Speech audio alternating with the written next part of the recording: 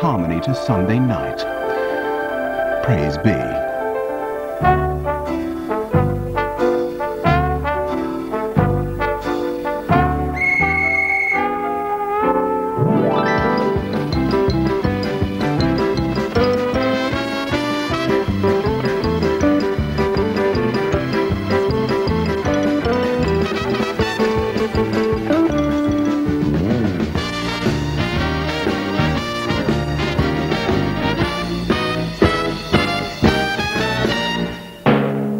And there she is, the blonde bombside herself, Miss Lily Savage.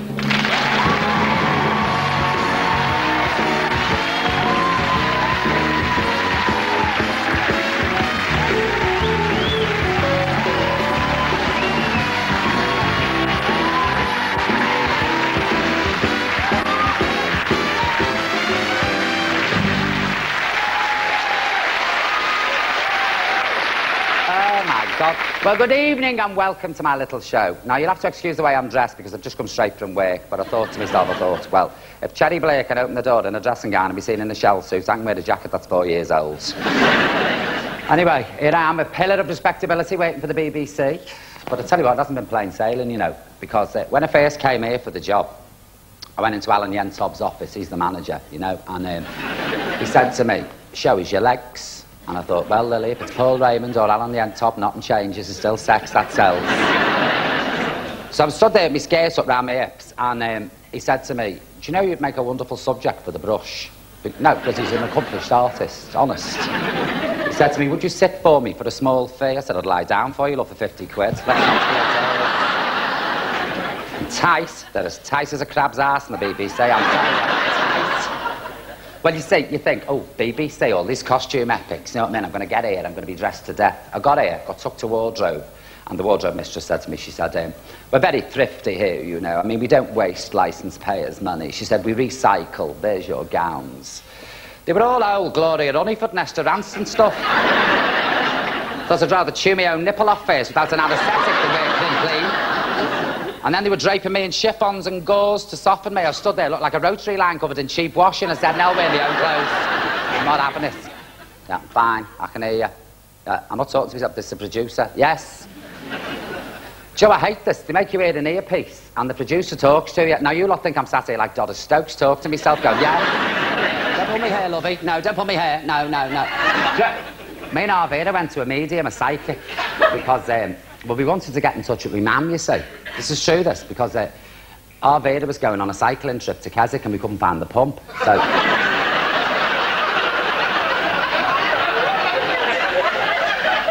We found it in the end. It was in the garden, it was supporting some sweet peas, but Arvira got off the idea by then. I don't blame her, cycling. Couldn't think of anything worse, could you? Camping in the fields. Outdoors in a tent, that smacks of eviction to me. No, I'm very sorry. If it hasn't got room service and a telly, I don't want to know. Mind you, some of these hotels these days, you'd be better off in a tent, wouldn't you? We had a family outing, the whole family, and we stayed in this hotel. It was supposed to be a farmhouse, you know, like a converted farmhouse. I won't say where it was, because they'll all write in. But yes, they will. It was in Cheltenham, a dump. A snotty dump and all. They'll want that. They'll put Perrier water in the steam iron. So they said, it's beautiful farmhouse with exposed beams. The reason it had exposed beams because it had a flood and the ceiling had fell in and they cashed in. Country-style rooms. Obviously, the country that had influenced my room was Afghanistan. You've never seen anything like it. And now towels, you know, the ones they've washed and boiled millions of times, you get all those little lumps on them, bobble knockers. You know what I mean? It's like a rail on a towel. They're rock hard. You dry yourself. Oh, my God, you never need to wax your bikini line again. It's gone. Do you know what I hate about hotels? Certain hotels, they put polythene on the mattress, don't they? Now, why do hoteliers assume that every time we go on holiday, we turn into a complete incontinent? We forget what a toilet's for. You walk in your hotel room and you go, oh, look, Maureen, there's a bed. Quick, let's piss on it. Come on. That's what they're for. Beds on holiday, you wee on them. Yes. Sometimes they have polythene on the lampshade. The Christ have a good aim to it, that, wouldn't you? They'll have a job editing this, won't they? Hey? Well, that's your problem, pal, not mine. See, I like travelling. So I went to Thailand earlier this year. Don't go. I wouldn't recommend it. Filth. No place for a Christian woman, I'm telling you. Bill, me and Arvira went in this club, right, this nightclub, and there was a show on. You have never seen a show like it in your life. There was a woman sat there on a stool, firing ping-pong balls all over the room. And she wasn't using a gun either. Terrible influence on Arvira. I won't go in a sports shop with her now. Teddy bears. I don't know, Lily White, my tennis skate, oh no. And I'm standing waiting for the taxi in Thailand, and this fella come up to me, right sleazeball, and he said, would you like to see a show? I sort of looked at him and he said, it's with a man and a duck. Bet your arse it's not Keith Harrison Orville.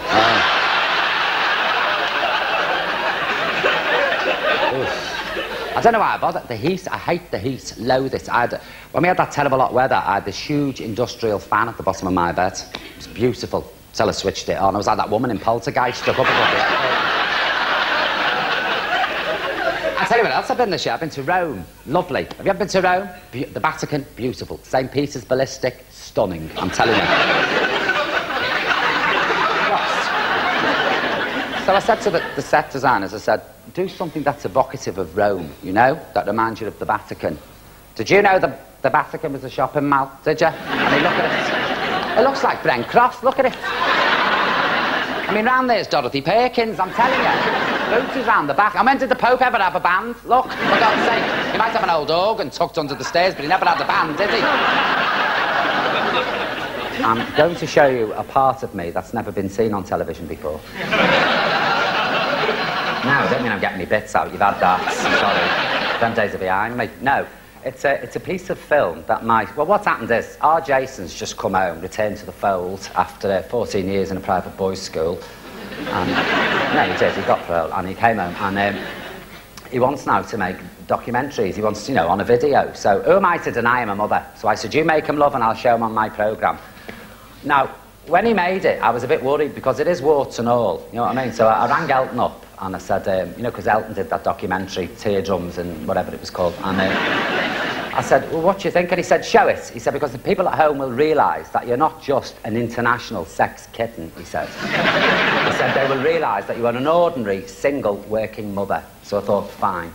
Now, I must warn you at home, because this may contain scenes of sex, violence, bad language. Why did they say that? Now, that always annoys me. It may contain. Does it or doesn't it contain sex and violence? Just don't get me excited. Don't have me pull the chair up to the telly like this. If I'm not going to see nothing. I mean, a bare arse and a punch-up in the pub is not my idea of sex and violence. That's breakfast for me. That happens in our house every day. I think they should put that on now, you know, before soaps, because they're going downhill, aren't they? Look at Coronation Street. I'm sorry, they're at it left, right and centre. Jim MacDonald and Fiona. Oh, God. My toes went like that when I watched that, or my rollers shot out, I flinched. Seriously. Who next? Percy and Emily? Oh, I can see it, can't you? Yeah, Mrs. Bishop, get a load of that. Oh. Really, Mr. Sugden? See it, can't you? I hate it when Ken and Deidre always, you know, once a year they get together again, don't they, in Ken's parlour. They always have a necking session. And you know it's going to be a good one, because Deidre takes her specs off, you think. I up with her for the duration, and they do a big close-up, and it's the noise. Oh my God, it's like watching a war crime. So this does contain elements that might disturb you, so switch off if you don't like it, you know, or go out or do something, top yourselves. I'm not bothered, but don't complain, because it's me in the raw with my lovely family. So I would like to show you now my son Jason and his video diary. Thank you. Roll tape. Hello. My name's Jason Savage, I'm 17, and this is my video diary. Just come out of Borstal. Don't be telling them that. Oh, chill out, Mother. And now I've got this video camera. And it's paid for. So, I'm recording my life. My probation officer thinks like that's a good idea. Nosy cow. This is our new house. 63 Up Itself Avenue. It's in Hampstead and it is dead posh. It's my sister Bunty. There's me Auntie Vera being chased by a wasp. And there's me mother. Hey, madam, I want you. I go away for the weekend and you're at it with every dog in the neighbourhood. In, you dirty trollop. God, Mother, will you shut up and get in? If you're pregnant and give birth in my airing cupboard like you did last time, you're dead. In. God, I feel ashamed. Go on, Queenie, get in. In. That's my mother's dog, Queenie. She's a bit of a slapper for a whippet. That's her other dog, Buster. He's her favourite. We've got a load of rooms. This is my sister. She's in there right now, practising her fencing. Tell you what, I'll have them off you. I'll shift them like that. It's my sister. She's got a shop on Oxford Street. Well, it's not really a proper shop. It's more like a suitcase on a stool. This is a family show, if you happen to be the Mansons, and all the family are working on it. I've got everybody at it. I've got lots of close friends on it, in fact, and I'm going to introduce you to somebody now. She's one of my dearest pals, seriously. She's never out of the news. Would you please put your hands together for my floor manager? Come up here and show them yourself. Come on, give her a round of applause. Come on.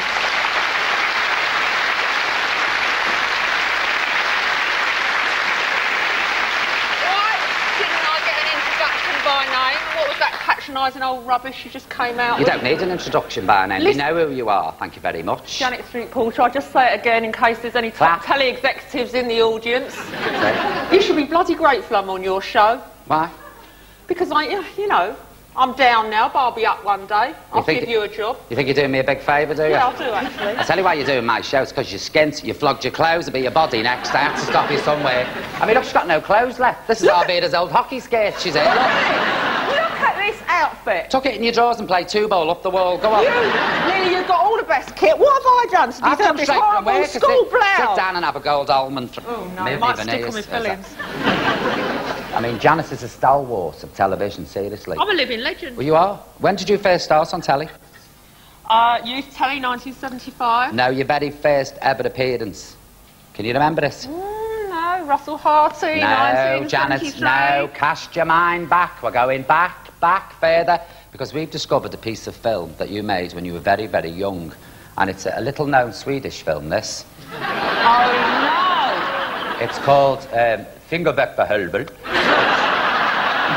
which roughly translated means meat muffin the mule. Hej, fedledare, hustru. Fante brennoi, huken napp for ole hompi.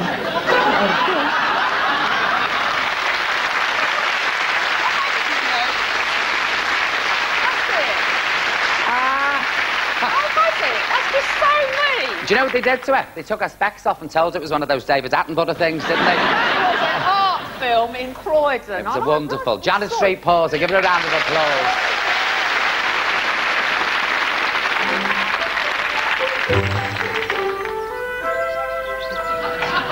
Mummy, why are your hands so soft? Sometimes you're just not yourself.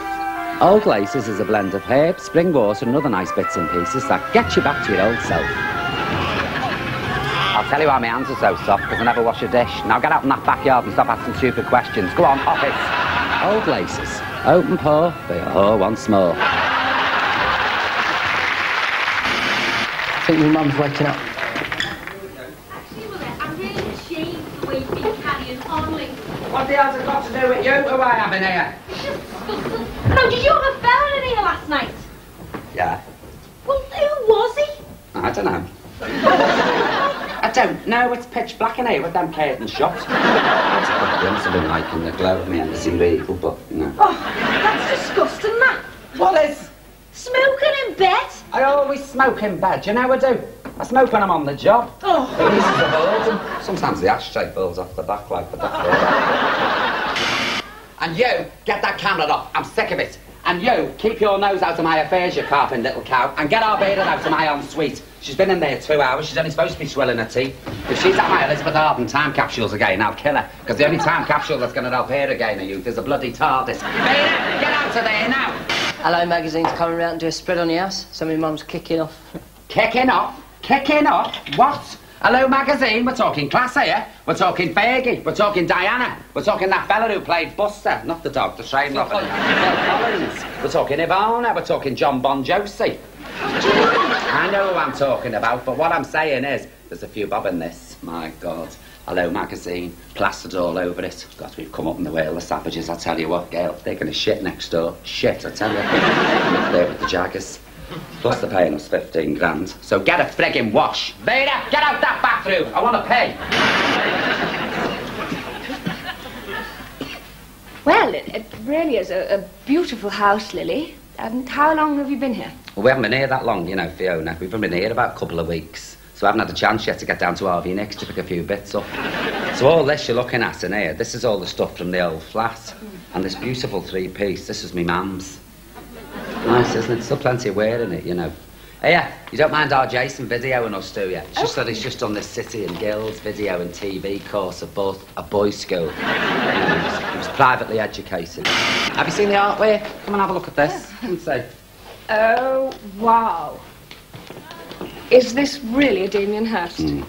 It's one of Damien's earlier works. It's called Lamb Chop in Formaldehyde. He did it when he was still at art school. He probably couldn't afford the whole sheep on a grant. Oh, beautiful. It is, it is. It's very controversial, isn't it? Beautiful. Oh, we've had them all round. The Tape, the Daily Mail, you name it.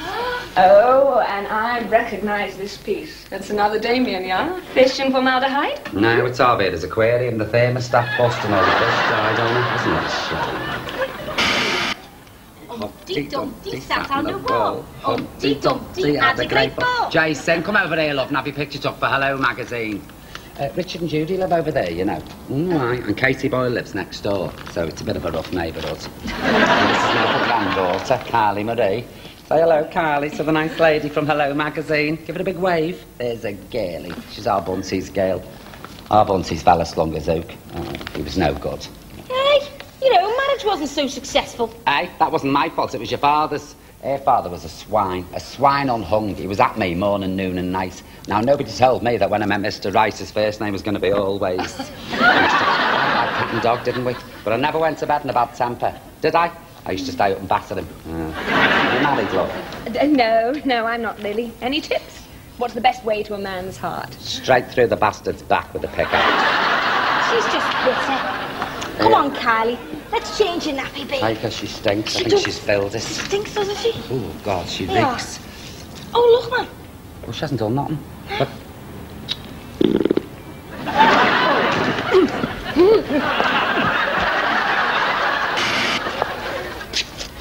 That's it then. Me and my family.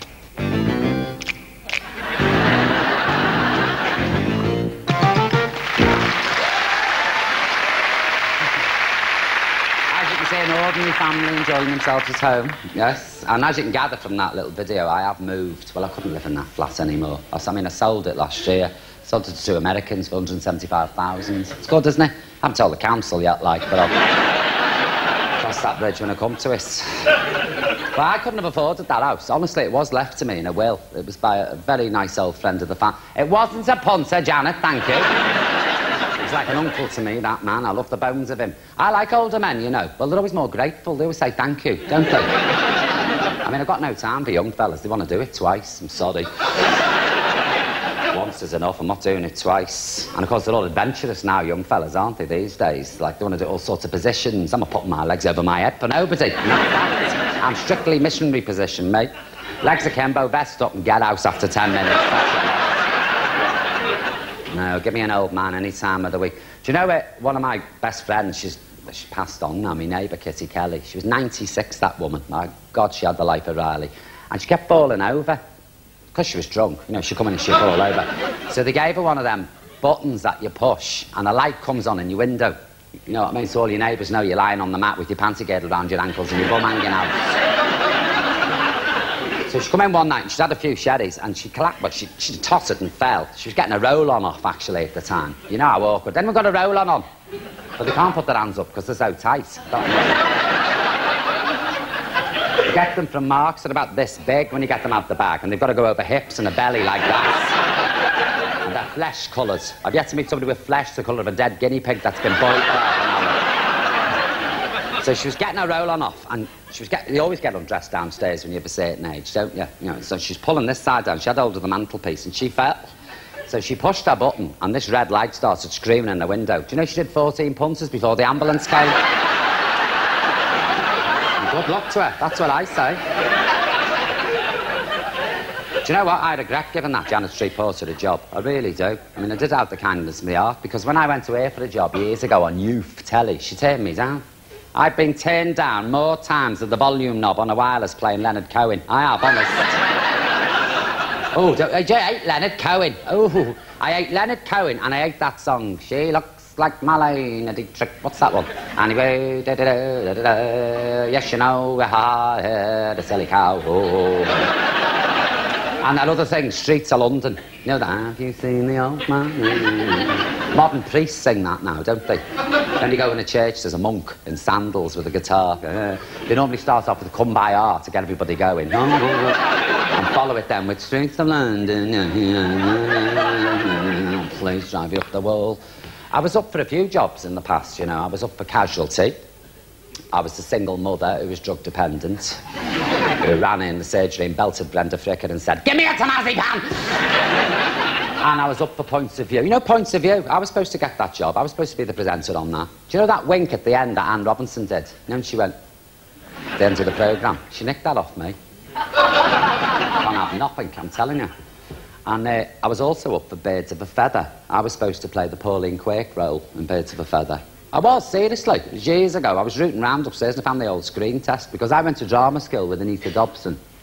You know Anita Dobson. We went to the Radar together and we were bitter rivals. No, we were bitter rivals, and any job we went up for together, she always tried to spike. So I'd like to show you the screen test and you judge yourself. Should I have been the Pauline Quirke role? Yes.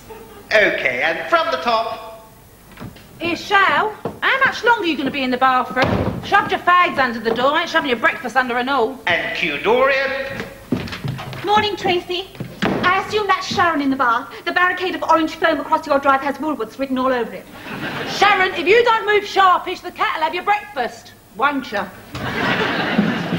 Here, ain't nobody having it away with my nosh, or I'll do him good and proper. London, love. We want your best Edmonton. Just act natural, you said back there. Just be yourself, you said. I was only trying to be helpful. Didn't know you were going to sound like you got off the last boat from Liverpool. The Whittle, if you don't mind. You're supposed to be my sister, you know, the dowdy one. I'm sorry, love, I don't do dowdy.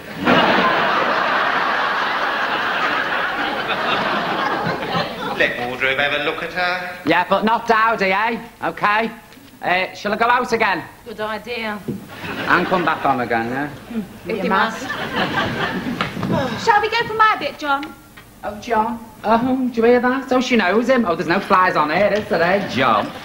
Take a look. There's your Dorian. I don't fancy your chances, though, love. I just can't see it myself. From Tracy's line. Sharon, if you don't move sharpish, that cat'll have your breakfast, won't you? Here. Hang on a minute. I've just flew down apples and pears, nearly broke Mark Gregory, and I come in here and I find my own, what's the word for sister? Blood and blister. Skin and blister. Skin and blister. Gonna give my Holy Ghost, that's toast, some great big dollop, that's trollop. There's no rhyming. There's no rhyming slang for trollop, so I made it up, yeah? Anyone touches more Jack the Ripper, that's Kipper. They're getting Oliver Twist straight in an orphan sad. Is that Cockney enough for you, John? All right, keep your ear on. Here's me page, hang on a minute. And then the judge said, bang 'em up, and we was all dropped right in it. I think you've missed a page out. No, I haven't. Look, I've got page 1, 2, 3, 4. I've got a page missing. You gave me the script. I passed it to you. She's nobbled my script. Oh, no, she ain't. You talk like that all the time, don't you?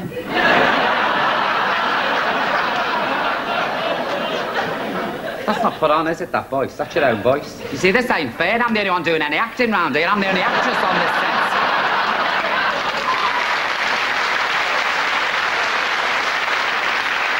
Yes, thank you. Next. Hang on, I've done my bit, yes. Hold on a tick.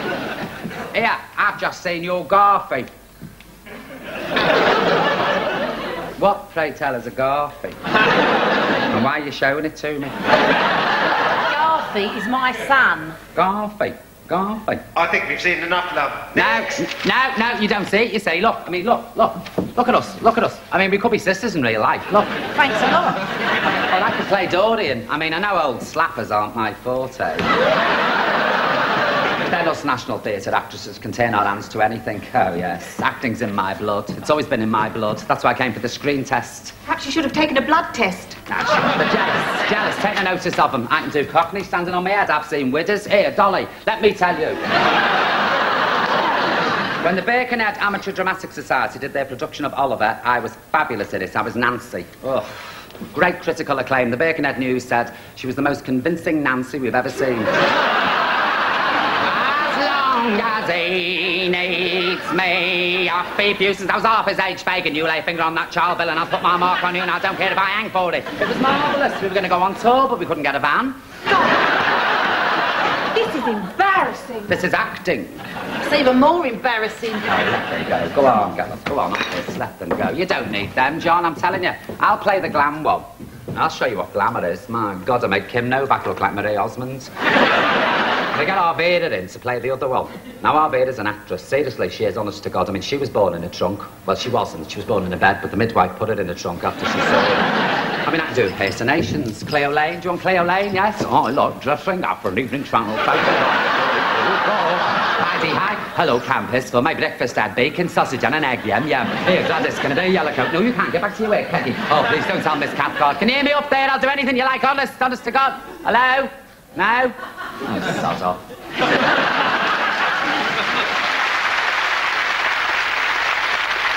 That's it, and mostly I'd like to thank you for coming and being such good sports. Good night, God bless. I'll see you all soon. Shut up.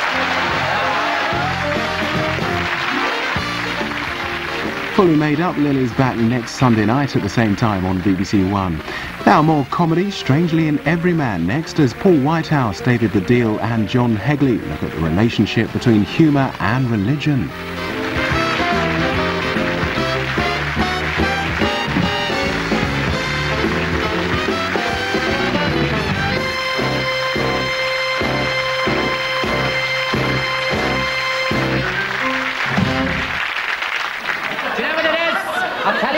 It's these teeth. I have my teeth veneered. I'm like Mr. Ed now. I can't talk.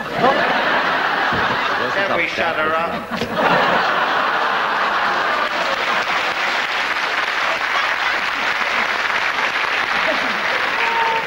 That's my manager, you know, doing the voice. Well, me pin, let's be honest. Go on then, Murphy, carry on. Stun the public with your vocal talents. Can we sort ourselves out, darlings? Let Wardrobe have a look at her.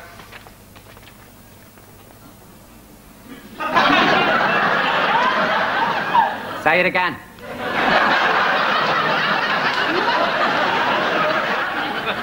These bastards never laugh the second time. Yeah, go on then, sorry. That door was open a bit, you know, for continuity. Mind you, if they're watching the door, for Drake's sake. But they write in about anything, don't they? They write to the TV Times, they're crying bastards to view in public. They mentioned Jehovah's Witnesses, 2001 anger. Go on then, sorry. Mary Whitehouse going to shit when she sees this.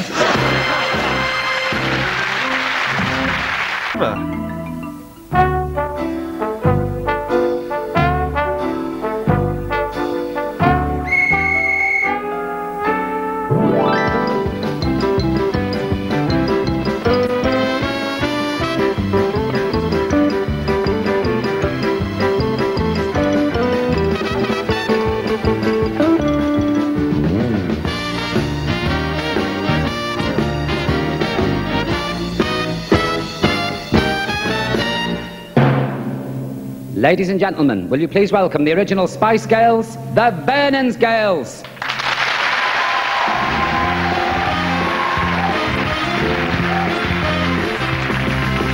Who wears short shorts? We wear short shorts. Who wears short shorts? We wear short shorts. Lover, please, please come back. So make the train going down the track. Don't, please, don't leave me. Don't leave me in misery. You would never hold me near. You would never hold me dear. Don't you know I'd die for you? If you go, that's what I'll do. Lover, please, please come back.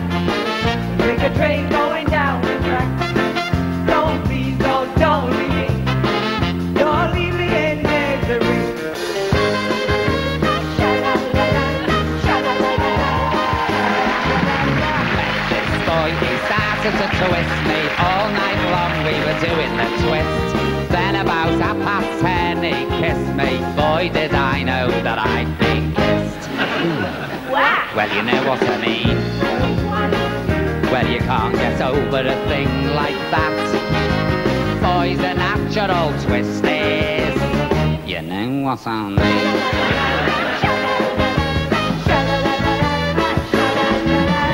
I became his finance fixer, paid for everything while he twisted like a cement mixer with every other girl but me. I went funny all over. I went funny all over. When he comes up to me and makes like a big bad boy. Oh lad, I went funny all over. I went funny all over. Infuriates me, everybody dates me, every other boy but him. Billy is his name, it sets me aflame, and oh, it's a shame, you see. I've got a crush on him, I get the blush on when he even looks at me. I go funny all over. I go funny all over. Infuriates me, everybody dates me, every other boy but him. Promise not to laugh, that's his photograph been stuck on the bathroom wall. When the room is steamy, oh, he looks so dreamy, clear and 6 feet tall. I went funny all over. I went funny all over. Hey, Dale, did he take you home? Of course he did. And what happened then? What do you mean? Did he kiss you? Of course he did. Go on, tell us what happened. He said to me, do you like making love with the light on? I said, no, I don't. Shut that car door and give me chips back. How did you mean? I went funny all over. I went funny all over. Infuriates me, everybody dates me. It infuriates her, everybody dates her. Infuriates me, everybody dates me. You know what I mean. Ladies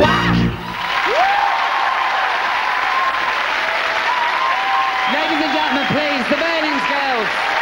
Come on, let's hear it. Oh, a bit of rock and roll here. Good evening. Look at this t-shirt, Lil. Dead common. Mind you, it's handy if I get plastered, you know what I mean? And I'm incoherent and I can't speak. People know who I am. They go, look, there's Lil. Do you know about my dogs, microchipped? You can do that now, you know. You have a little thing put in the back of the neck, and if they go missing, like they put one of those supermarket things over them, and the name comes up. I've had Arvada done while I was at it.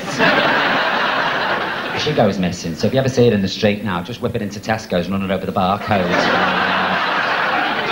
You are, in fact, watching The Lily Savage Show. Now, that's a very unimaginative title, I'm sorry, and I make no apologies for it, because you wouldn't believe the hassle over getting a title together. I mean, honestly, I think they were electing a pope, because they all sat round upstairs in the boardroom, all the BBC bigwigs, you know, and they all saying, what can we call it? And I lost my rag and went to Blackpool in the end for the weekends. No, I had to get away. I mean, I love Blackpool. I don't know how you feel about it. I love it. I tell you what, if you're a slapper who likes to drink, Blackpool is the place to be.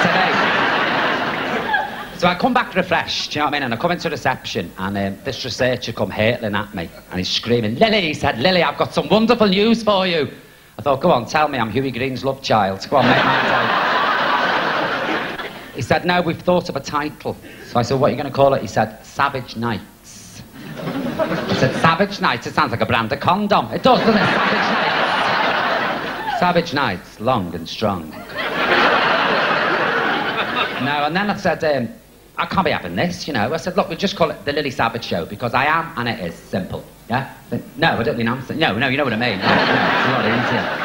I wanted to do, you know, like a late-night Ruby Wax-style chat show, you know, where you'd all sit round a table with intellectuals discussing world problems. So we had to go, you know, we had real alcohol, because it loosens people's tongues up, you know. We got pissed as far. Jeremy Paxman belted Angus Dayton. Joan Plowright vomited all over Jermaine Greer's brogues. And Eddie Izzard nicked my handbag. And then they said, well, how about doing a cookery programme? Well, I don't know about you, but I'm sick of it. Every time you turn the telly on, there's some loony with a wok. I'm sick to death of it. I am. And the ingredients, I mean, sprinkle alfalfa lightly. Where the hell are you going to find alfalfa? I mean, I've got something that looks like alfalfa growing underneath my sink. I wouldn't put it on a butty, though, I'm telling you. I mean, I am a simple girl with simple taste from Birkenhead. I didn't know what black pepper was till I was 30, so I didn't know what about it. I wanted to do an animal programme, you know. You know, one of these, I love animal programmes. I just wish they'd put the documentary ones that Richard or... Is it Richard or is it Dickie? Who's the one who didn't do Gandhi anyway, you know, the one who makes sense. I just wish they put them on a bit later of a night because you sit down with your tea and you turn the telly on and here's some animal documentary and there's 2 tree frogs on a branch having making love. And the female of the species is eating a cockroach. So she sat there all bored. Have you finished yet? Well, I've been there, I tell you. It wasn't a cockroach, it was a sabaloid now. It wasn't a tree, it was a bus stop.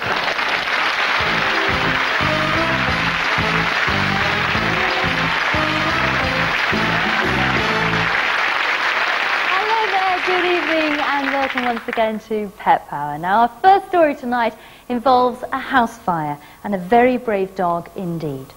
Lily Savage from Birkenhead, somewhere up north, was asleep in her bed and she could have been roasted like a kebab until a little dog called Buster stepped in. Oh, I love animals. I always have. I must say, though, Buster's my favourite, you know. I mean, he's got his faults. He lets off in bed and he tries to shag your leg, but nothing goes like that with my sons. Our house is like a bloody zoo. She lets the dogs do what they like. The place stinks. And they pee everywhere. My mum's got foam back carpets throughout. It's like walking on Hackney Marshes in our front room. In our reconstruction tonight, the parts of Lily, her sister Vera and her daughter Bunty are played by actors. We couldn't let the real lot do it because they are incapable of speaking the Queen's English.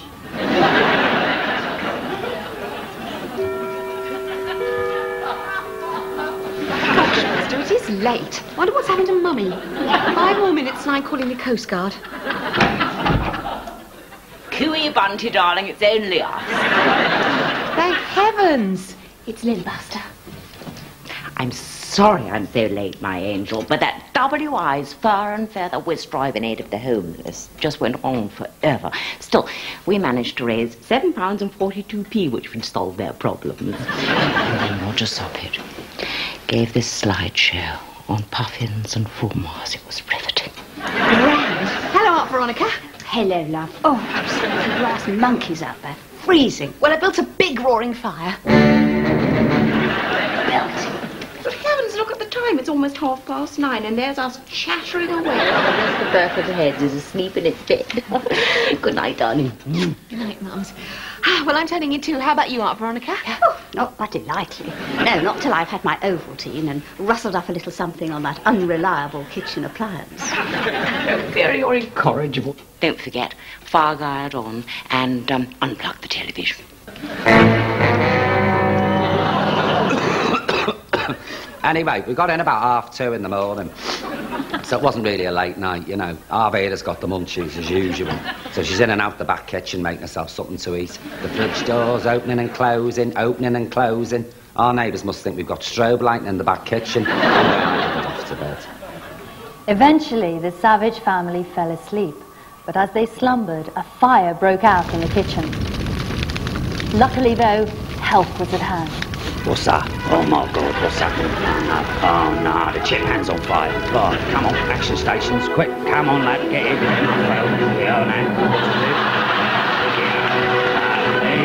Now, what's the bloody number?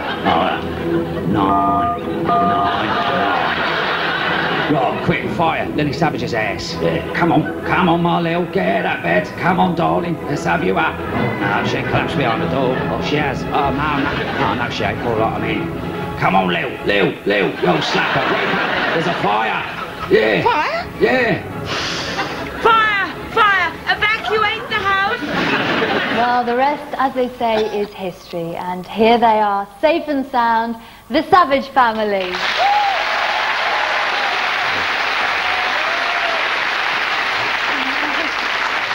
Well, obviously, But I didn't think much of that lovely to actress have playing you. me, did you? She was anything like you, did she? No, not at all. And what about her playing me? I know. I mean, the jumper and the know. flat shoes. I know. I'll tell you what, I thought she'd have dressed up a bit, wouldn't you? The money she's on and all that. Now, at the time, you had no idea that there was a fire in your house. No, not a clue, Anthea. No. Do you not have a smoke alarm?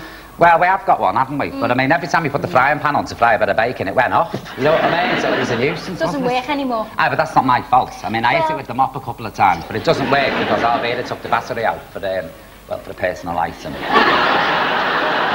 Where is your sister Vera? Oh, she can't come on telly, Anthea. Why is that? Oh, no, she's wanted for an unpaid fine. She's be pig sick, you know. She's missed this because she loves the bones of you, and this is her favourite program. Thanks very much. Very kind. Oh, don't get out your pram, love. She'll watch anything. Oh, she loves all bad as Arvada, you know, in that vet's programme. She wanted to be a vet, didn't she? Yeah. Well, I'll tell you this, Anthea. This is Arvada for you. One night she was coming home from the pub, and she found this poor little pigeon in the gutter, covered in oil. So she brought it home, she gave it a wash under the tap. She fed it with an eye drop and milk and bread for 2 days. She wrapped it in a bit of flannel and she put it inside a metal coat and went to bed. And do you know what? That bird suffocated. Do you think we could just get back to the fire now? Lily, are you a deep sleeper? She was in a coma. So would you after 9 pints and a mogadon? Don't be telling her my business. You see, I don't normally get in this condition, Anthea, you know what I mean? But you see, what had happened was me and Arvada have been to an art gallery opening in Islington in the afternoon. I mean, I don't go to these things very often, do I? Because the food's always lousy. I mean, this woman, she had 10 illegal immigrants carving effigies of Tony Blair out to smoked salmon. I mean, how could we eat that? I can't eat salmon, can I? Well, I can if it's tin, but I don't like the real stuff. Anyway, so we get home, you see, and Arvada's ravenous. So she puts the chip pan on, lies on the couch, watches Open University and passes out. How very northern. Well, you know, chip pans are the cause of 20% of domestic fires in the household. The fire brigade told us that, didn't they? Yeah, they did. See, this is what happened at Windsor Castle. Princess Margaret had been out in the ale, right, with all the girls. She comes in, bladdered, puts the chip pan on and passes out. Next thing, Queen's rollers are stuck to the pillowcase. This is what happened. But Buster saved the day. Let's bring him on, ladies and gentlemen. Buster!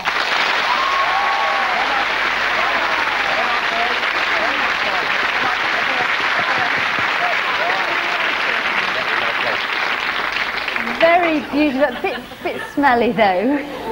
We've squared some scent, will you, Bunsey? You see what's happened? He's been rolling an Arvada's dead pigeon again. I wish you'd very nice, honest to God. One squared a bit round. That's a good boy.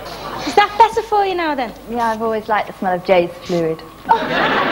Actually, it's my mother's own brand. It's called Flame of Llandudno. Handbag size. Smells more like bleach to me. Oh, well, you should know, love. You've had enough on your head.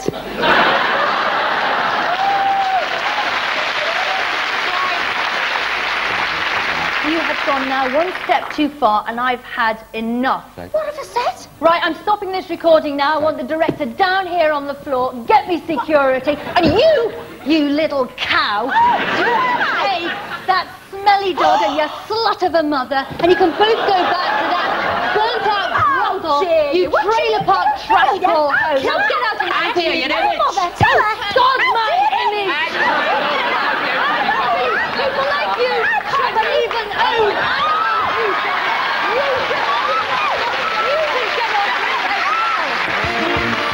Not even a bloody medal. That's all, folks.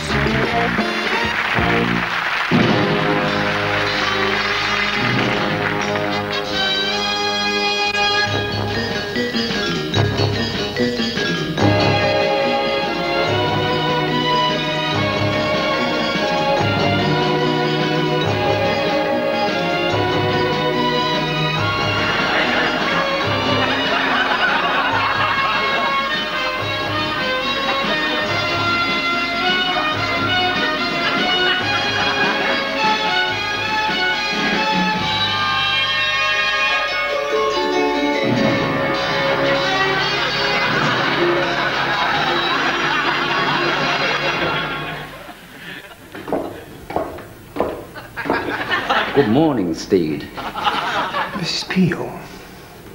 Sir Rupert Pettigrew. Top man in the ministry, responsible for the DF-118 Tamazipan rifle. Murdered. Stabbed in the chest with a carving knife during the night by an unknown assassin. Mrs. Peel, your powers of deduction are astounding. Not at all. I met his cleaner on the way in. But what I can deduce, Steed, is that you're bevied again. Mrs. Meal. Mrs. Peel. Steed, it's 8:30 in the morning. The programme's only just started and you're wiring your way into a bottle of champagne. I see you've drunk one already. Excellent vintage. Chin-chin. Steed, you've got a bloody cheek. It's not even your flat and you're helping yourself to the ale. I'm sick of it, Steed. Every single scene we do, we've got a drink in our hands. I'm too pissed to fight. You can call it fighting, all I do is this. I killed to smash somebody in the gob. It's not fair, Steed. Tara King got to punch and headbutt. That's right, Mrs. Beale. You take the weight off your feet. Spread yourself decoratively over the furniture the way you always do. I don't loll around from choice, you know, Steed. It's this bloody leather catsuit, it's agony, and I'm all chafed. And as for going the lab, forget it. I mean, look at me. I'm constructed out of leather, foam, rubber and steel boning. What am I? A secret agent or a three-piece suite from Cork? Oh, you see. Why up, another pisshead. Nasty business. Oh, just ignore me, by all means. I mean, I suppose it's an everyday occurrence, a 6-foot woman head to toe in black leather. Poor Pettigrew.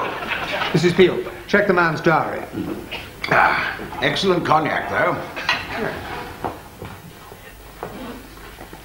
Monday. Got up, went to work, came home, had me tea, watched Branwell, went to bed. Tuesday. Got up, rang in sick, spent afternoon dressed in panties and bra in the privacy of bedroom. Nothing unusual there, just the actions of an ordinary civil servant. Good Lord, what's that? What does it look like? Well, it's hard and greasy, very unpleasant, actually. Michael Portillo? Yeah. So is this where they found the body? What do you think, Mrs. Peel? They'll never get that out. We tried to break down the blood albumin with a solution of cold salt water, but it wouldn't shift. You see, it's a dry stain. You could dry household ammonia, tap it on gently, and then sponge it off with cold water, Colonel. Or you could write to Bella. You know, the magazine? They have a household hints page. They were jolly useful when I had water retention. But who would want to kill Pettigrew? Any ideas, Colonel? Male, 6 foot tall, early 20s, blonde, swimmer's body, possibly wearing lycra cycle shorts and Dr. Martens. Is that what we're looking for? No, that's what I'm looking for. Right on.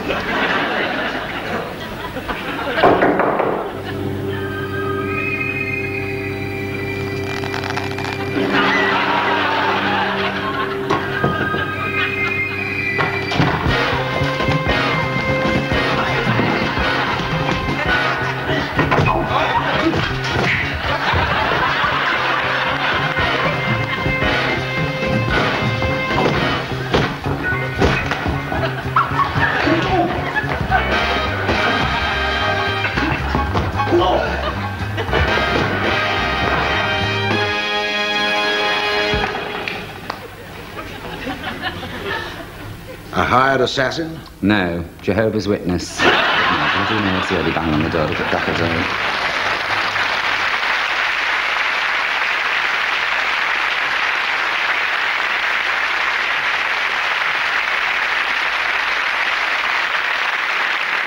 Now listen, you shout at home, don't be writing in complaining over the Jehovah's Witness remark. Thank you very much. Because they will, you know, they write it in droves because it's only a joke, you know what I mean? I've got great respect for religion. Whatever path you take for spiritual enlightenment is your own business. You go to your church, I'll go to mine. Just don't bang on my door at 10:30 in the morning to tell me about this. The Mormons have got the right idea, haven't they? They're always a bit glamorous. And then they knock on the door and there's two big blondes in dark suits, like two porn stars. Go, can I do anything for you? So you can rip me vest off and roll me down the lobby for starters. So don't be getting me on, please, honestly, because I didn't mean it. And I did do my penance in that leather catsuit, because I couldn't go to the lab for 9 hours. It was agony. And I did all my own stunts, you know. Well, I had to, because some of the places I've worked in the past, you needed to be able to fight. Seriously. Oh, it wasn't always a life of luxury on the BBC. Oh, no.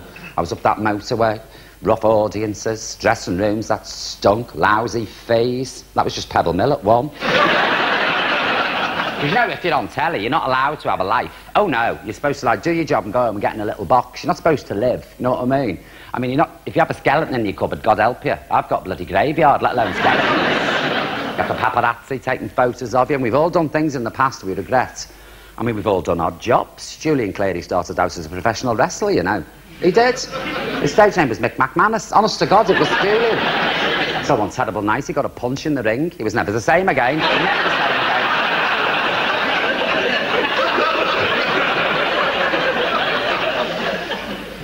I mean, and I've done things, you know, like I was an enthusiast when I was young. An enthusiast, you know, a skin shedder, a stripper. Where the bloody hell did you get this audience from, for God's sake? No, I did it for years. I mean, Gaby Roslin was a stripper. No, I'm telling you, nobody ever believes me when I say about Gaby Roslin, the Tootenbeck twirler. She was fabulous. No, I mean, I first met Gaby when I worked in a theatre called, well, it was a club called Minsky's Burlesque. Rough, no, rough, honestly. Small theatre, low-life dive, seriously, full of hard women. And here's me, a neophyte stripper. Oh, I'm using big words tonight, aren't I? I used to swallow the Roger Thesaurus. A neophyte stripper. A mere innocence. And I was taken under the wing of these 3 hard-bitten strippers who today are well-known people on television. So, let's have a look at them. This'll curl your hair. Go on, roll tape.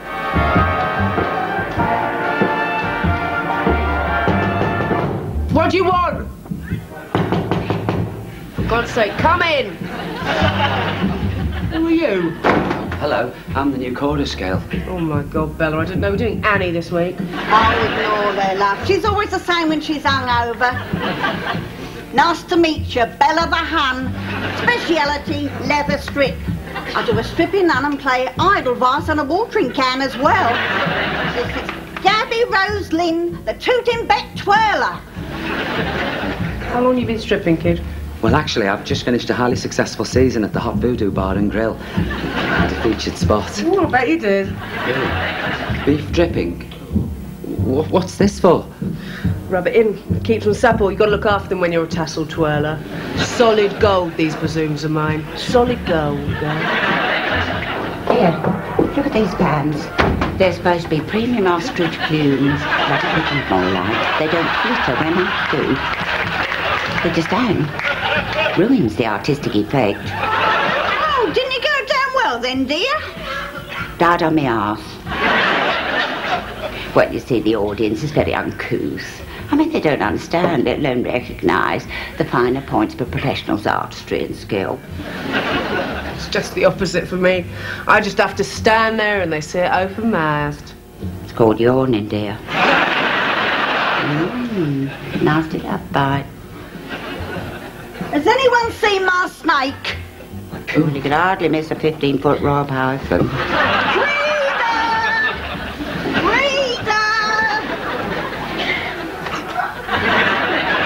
Reptiles. I don't suppose it'd be too much to ask, you bunch of old flappers. You've got to have your presence on stage. We've got an Act 2 opener, after all. Excuse me, what do I wear? Girlie, do I look like a wardrobe mistress? I don't know. Ask your mother. Come on, girls, showtime.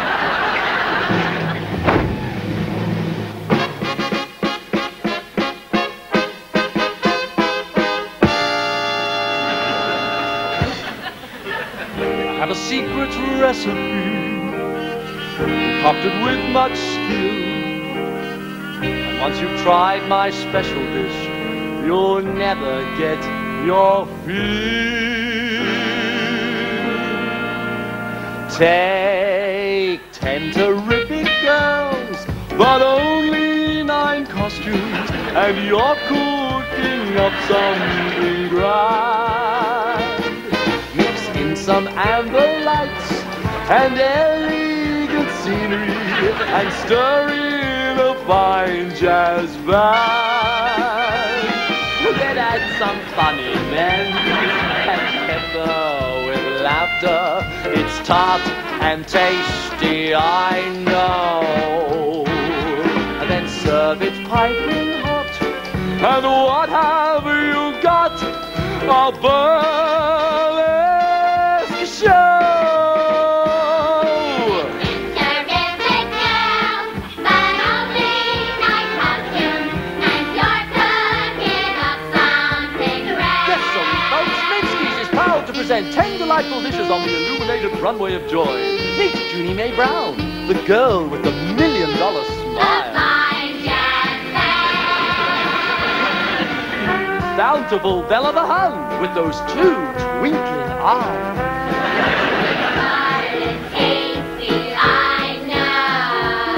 The lovely Gaby Roslin, the little girl who wants to know, is it a sin to be so friendly?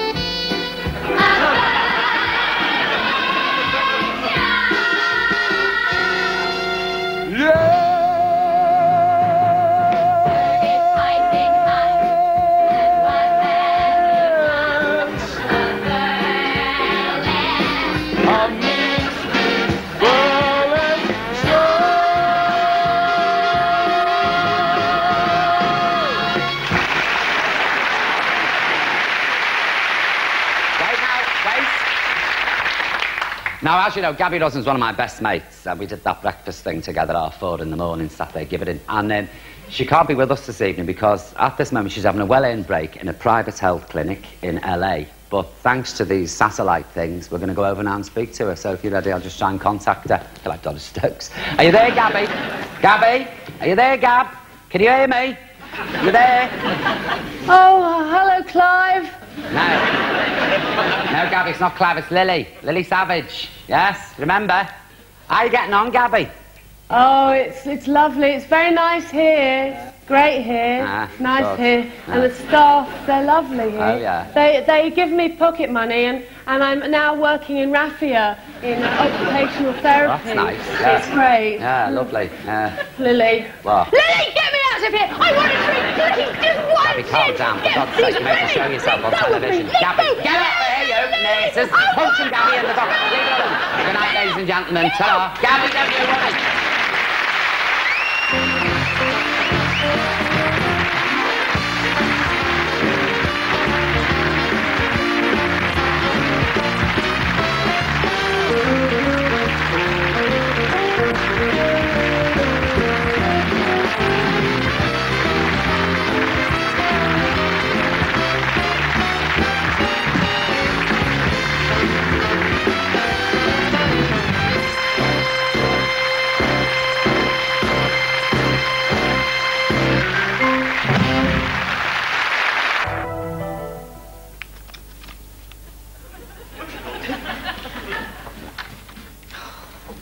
Here.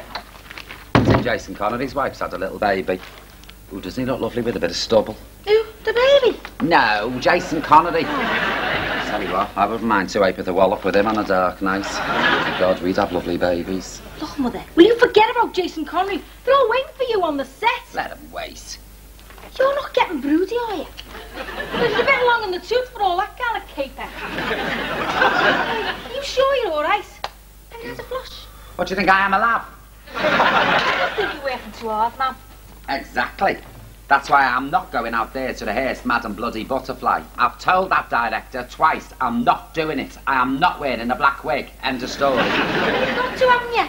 Madam Butterfly was Japanese. So, haven't the Japanese ever heard of peroxide? You've gone to a lot of trouble, you know. They've even got this dead serious actor to play Butterfly's fella. He's from the National. Put on to trust. You got your patch on. Listen, if I'm too old to have a bit of bloomer work with Jason Connery, then I'm damn sure I'm too old to play a 14-year-old geisha girl who's going to commit origami because she's up the duff to a Yankee sailor. Now, come on, I'm not doing no Madam Butterfly. You can tell that director, sling a zoo. I didn't come here to do opera. Go on, sling it out. Sick to death of it. Oh, Jason, take me away from all this.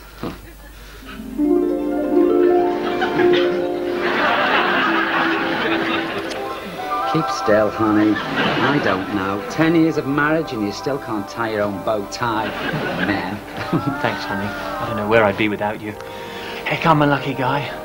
9 beautiful children. I'm the most talented, beautiful wife. I'm the luckiest man in the world. Oh, shush, honey. You're embarrassing me. But it's true. Come on, ask the 29 million people who watch our show every week. You're the nation's sweetheart. Oh, Jason. Oh. Excuse me, Lord. Milady, can I just say how very wonderful you look tonight, Lady Connery? You may, Janet. I know I'm a worthless old bag, tired and worn, grateful to be in your service, but could you possibly spare a few coppers? I haven't eaten for 3 days. Then you must force yourself, Janet. We do not want you becoming anorexic, do we? Oh, ready, honey? There's our cue. Oh, ready. Chuck us, darling. And don't forget, leave all the difficult moves to me. We've got Junior to think of now. Jason. Ladies and gentlemen, please welcome Mr. and Mrs. Showbiz themselves, Jason and Lily Connery.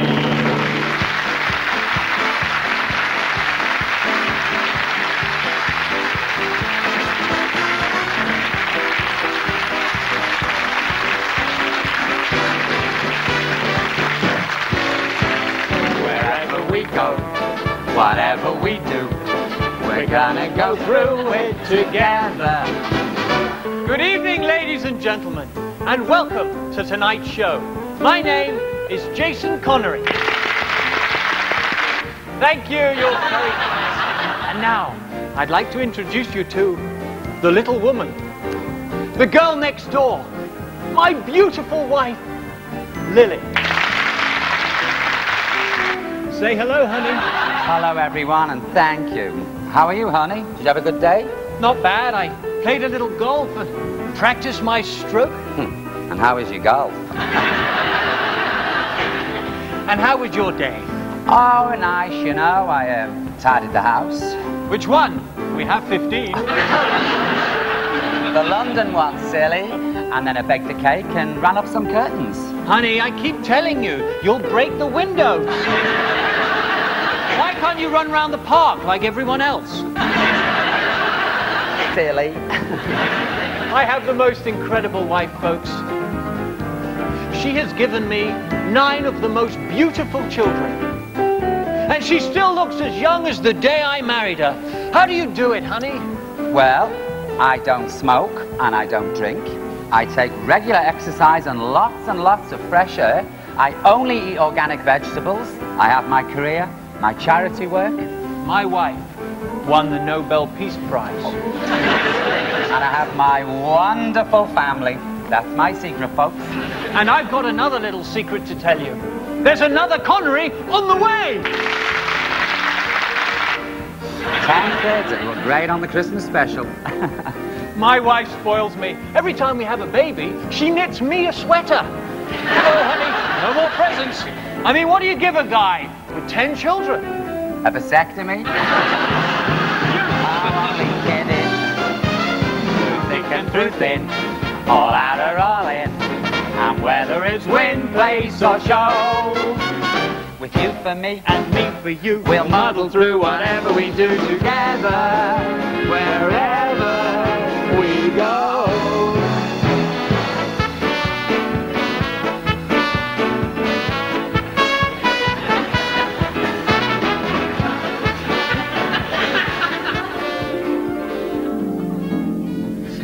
Like Jason.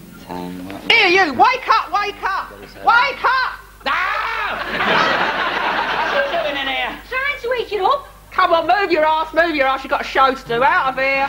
Let us do this. What a dog.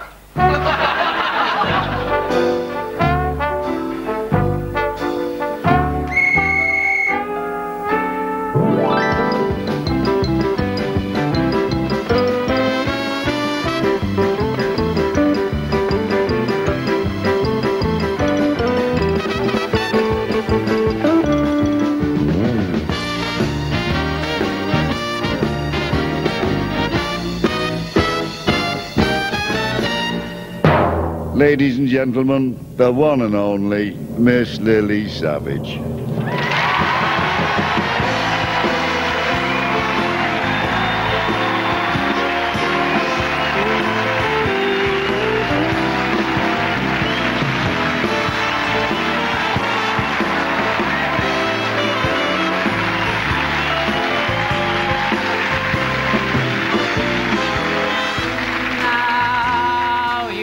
Say you love me. Well, just be sure that you do. Well, you can cry me a river, cry me a river. God, I'm not singing this maudlin shit. I'm sorry, stop. Sorry, fellas, I got too maudlin, pack it up. You still get your money, don't worry. I've got the hump. I've just woke up. You know when you have a little kip in the afternoon, it's fatal, isn't it? Isn't it, though? Because you wake up like the wrath of God. I woke up like that girl in The Exorcist. My head was spinning. Your mother knit socks in hell. And I was woken up by Janet Street Porter, and that's enough to have anyone reaching for the holy water, isn't it? Because I was lying there, and I was having this lovely dream about Jason Connery. I don't know about you, but please, smear me in custard, jelly and sponge fingers and try it with me. Do you know what he's got, Jason? He's got something. He's got that quality that has women's drawers flying down their legs after half an hour of evening. And it's not good looks. It's not a Platinum American Express card, although that does tip the scales in his favour. I've got to be honest. That's always helpful, isn't it? Well, who wants to go out with a pauper, for God's sake? How far can you go on a gyro? Not very far. I'll tell you what this quality is, and you'll agree with me. He's got charm. Isn't that right? Charm. Gets you anywhere, doesn't it? Charm. Tony Blair's got charm. He has. That's a charming man. I wouldn't mind a little. I wouldn't like, because he's married. I don't touch married men. Don't like bisexuals either. No. They never know whether to push or pull bisexuals.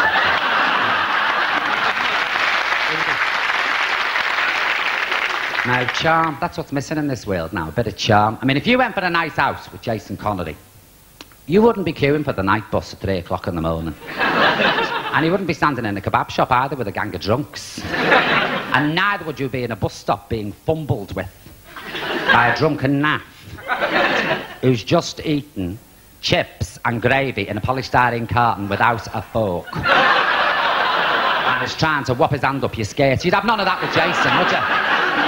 Nor would you be dragged in a rough pub and sat there after hours for a bevy. Do you know what the saddest thing in the world is? Going in a rough pub and looking round and realising you're the roughest thing in there.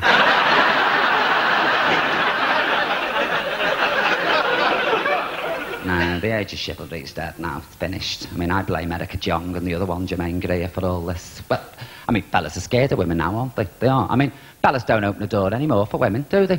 They're scared of being called a sexist pig. They are. I've had fellas let the door go, smack me straight in the gob. Fellas don't stand up for you now, and buses do they? It's only women who stand up for women. Pregnant women especially. I've been stood on a packed 88 bus, and I've had a carrier bag with £10 of King Edward's in it. Stood there, nobody stood up, so I've shoved it up my jumper.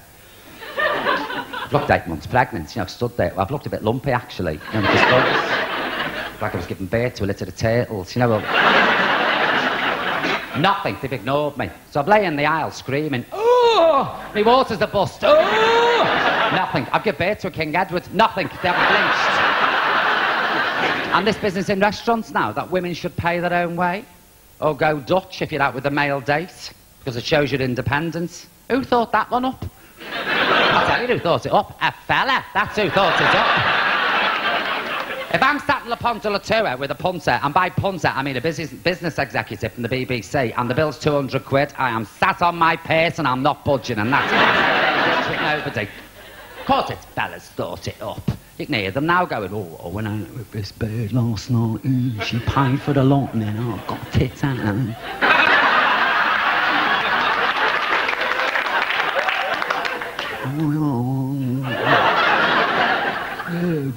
It's this new breed, isn't it? The fellas now, they're called lads. I know what I'd call them.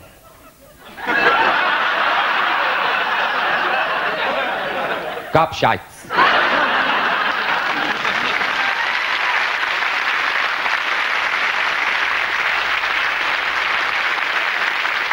Can you say that on the BBC, Janice? And I don't know why I'm asking Janet Street Porter, because she'd have me effing and blinding to get me sacked. No, I'm at a very strange age, I'll be honest with you. I'm sort of, you know, my biological clock is ticking fast. I can hear it in the night. And it's like being in bed with Skippy. I'm starting to get forgetful. Like, this afternoon I thought, I jumped in a taxi, you know, coming to work, and I thought, I forgot the casserole. Because I put a casserole in the oven on a low light. No, because you can't eat the muck they sell in here, for God's sake. The canteen, I had shepherd's pie. Ooh, that's aptly named. It looks like something you'd find in the middle of a field full of sheep. Disgusting. So I thought, I'll ring Arvada up and I'll get her to put the casserole on a low light. So I rooted me bag in the taxi, right, to get me mobile phone out, me bag. And this is what I produced. It's one of them things to operate your telly with, which worries me because Arvada sat at home now with my mobile. Trying to turn the telly over. And we've got 2 satellite dishes and 49 channels. She'll be like this. My phone bill's going to be about 3,000 quid. Let's say it was cloned to Heathrow and hope for the best. No, I think I need a bit of romance, mate, in my life. I don't mean hard sex. You know, I mean a bit of, like, Court and Pizza Hut and the pictures and chocolates and Astish Bumanti and Blue Nun and a little fumble on the couch. You know, that kind of romance. I mean, even Arvada's got a boyfriend. It's not fair. On Archie, his name is. She messed him with scratch cards anonymous about 2 weeks ago. Nice, he is. 42 and still a virgin. Arvada's the only real girlfriend he's ever had. All the others he had to blow up first with a foot pump. At least Arvada don't go on top of the wardrobe if he bites her too hard, does he?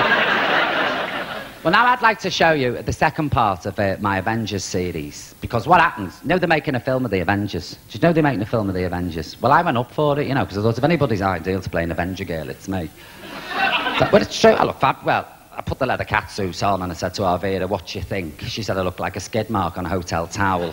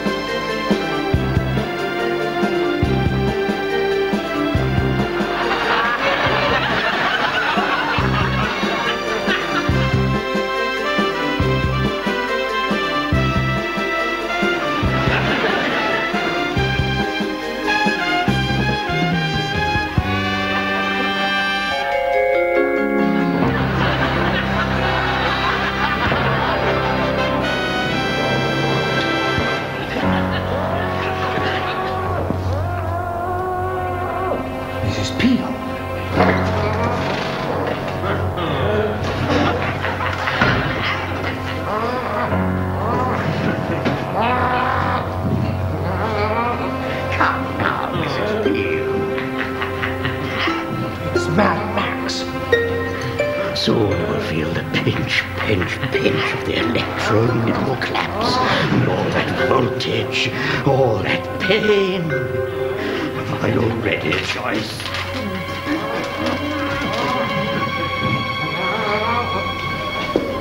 His trusty bowler, he felled Goliath. Then he did the same to Mad Max Tooth. So, Mrs. Peel, we'll have you out of here in a jiffy. What do you think you're doing? Untying me. It's Thursday. It's me fetish club night. I come every week. Oh, look what you've done. I'm going to lose my membership over this. Cynthia! Adult and Joyce have had an accident. Oh, you know how hard it is to get staff these days. And you've come on the wrong night. Potty training's on Tuesday.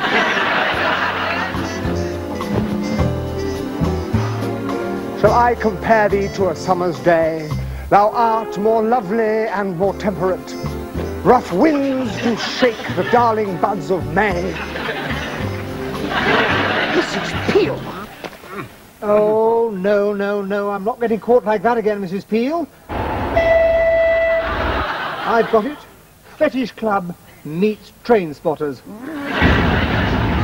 How very inventive. Well, tally-ho, my dear. I shall leave you to have your fun.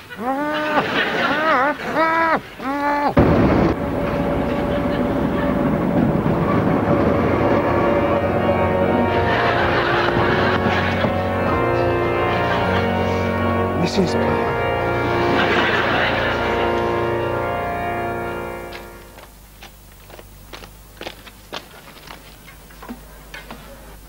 Tally-ho. Hello, I'm Tara King. Barbara Bouvier. Mother sent me. I'm your new assistant. Care for a bevy? Rather.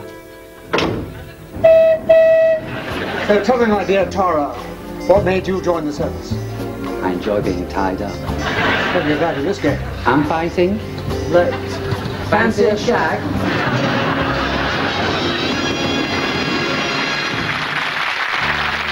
Hi, I want to tell you why I use New Colour by L'Oreal. Look at my hair. You'd never know I had a colour on. Thanks to colour, my hair's alive. Literally. Here's the scientific bit. You see, colour strips away the pigment in the hair and replaces it with 100% acrylic. Look, beautiful nylon strands. Total protection. I can't feel the rain. I can't feel the wind. I can't feel my scalp. New Colour by L'Oreal. No one will ever know it's not real. And why do I use it? Because I deserve it.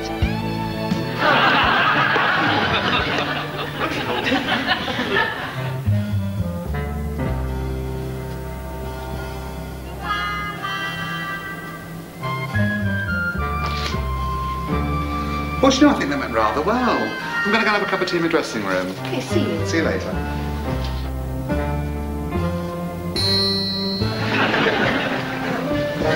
Meg, excuse me. Excuse me a minute. Yeah, what's he like? Dale. He's fabulous. You know, he'd do anything for you. Would he now?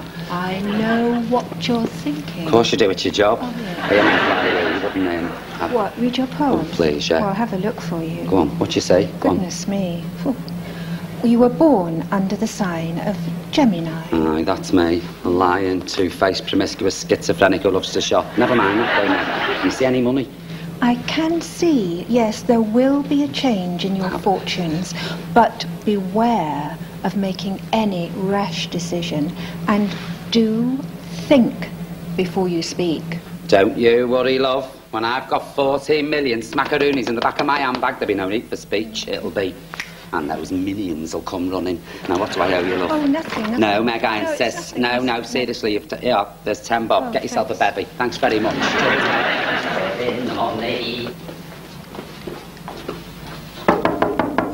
Come in if you're pretty. Oh, Lily, how lovely to see you. Come in, darling. Sit down. Dale, I'll come straight to the point. I want you to do me a small favour. Oh, just ask. It's yours. I want you to fix the lottery for me. What? Oh, go on, I'll slip you a few bob. I'll cut you in. No. It is impossible. Oh, well, thanks very much, Dale. I'm stuck in a job that's killing me. I'm working morning, noon and night. Me nerves are hanging out. I'm that far from suicide. And I've got to work. I'm the only breadwinner in our house. It's killing me. I've got no life. How can you say such a thing, Lily? Show business is your life. Bugger off, Norman. I'm sick of it. The pressure, the sheer volume of work. Writing, performing, singing, dancing, playing the bugle. You play the bugle? Oh, not many.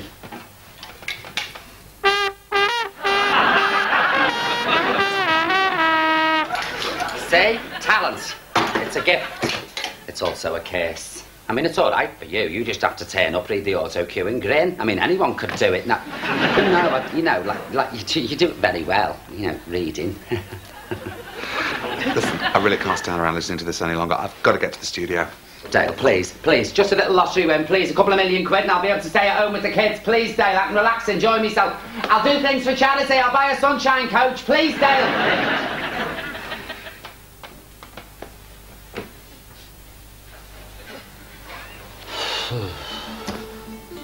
Look at that face. Look at my poor old kipper. My God, Savage, you used to look like Kim Novak. Now look at you. You're a cross between Jimmy Nail and Barbara Cartland. Old with overwork. Another sacrifice on the altar of light entertainment. And to think that that poor face was once on the back of every single can of Duraglit in the British Isles. I can remember it like it was yesterday. 2. A baby, 2 years of age, stood there on the Lido at New Brighton Baths in my little white swimsuit and my stilettos, with a little sash. Little Miss Duraglit. Oh my God, it'd break your heart. Mind you, I only got the job because I was the only baby who could suck the wadding without flinching. Well, Savage, a girl's got to do what a girl's got to do. and you're going to win that lottery.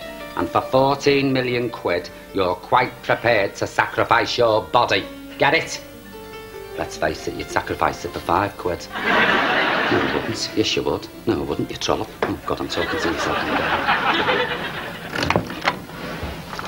Good heavens. Don't be frightened, Dale. Slip that lock on and get your kit off. If I've been with a woman, Dale, I mean a real woman. No, I didn't think so. Well, just look at me as a giant Fisher-Price playing lane centre. Triple all the knobs and dials you like.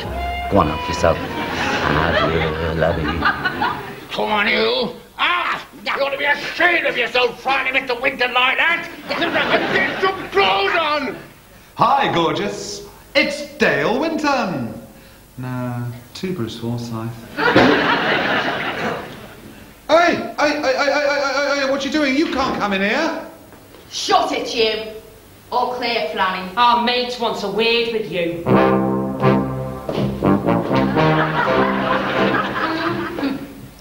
Dale Winton. You can do what you like, but don't touch the face. My mother came to you for help. Your mother? You mean you're Lily's daughter? Yeah, that's right. And you turned her down. Yeah, but it was an impossible request. Well, maybe these will change your mind. What have you got there? Photos. Incriminating photos of you in Tenerife. So if you don't want your bare ass plastered all over the news of the world, I suggest you get out there and pick my mother's balls. You mean? You're mad. Well. Sorted.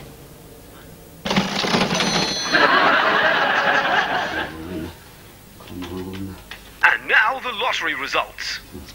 The winning numbers for tonight's jackpot of £14 million are 2, 8, 17, 14, 42, and the bonus ball 23. I've won! 40 million macaronis! I'm a millionaire! I'm a winner!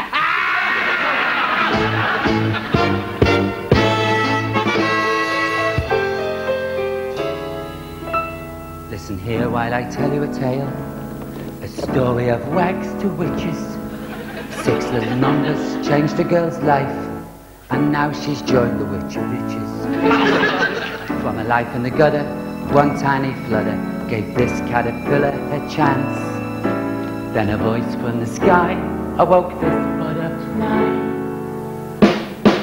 Now they all want to get in her pants. No chance. 'Cause I'm Lottery Lily, the queen of the winners. Eye of the needle, I join the sinners. Lottery Lily, the richest girl in town. My gyros have stopped, it's slavery and drudgery. I've run out of trill, I can't beat the buttery. I'm lighting candles, they turned off the gas. Will it change her life? You bet your ass. 'Cause I'm Lottery Lily, queen of the winners. Eye of the needle, I've joined the sinners. Lottery Lily, the richest gal in town. Hong Connie John, I'll paint the town red. The lights of Las Vegas. Now it's baconet. Lottery Lily, the richest girl in town. Queen of the bookies, there's no slicker queen. And I owe my looks to sex, booze and nicotine. Rachel and Judy. Call me Lady Luck, but don't give me daggers, 'cause I don't give a scratch card.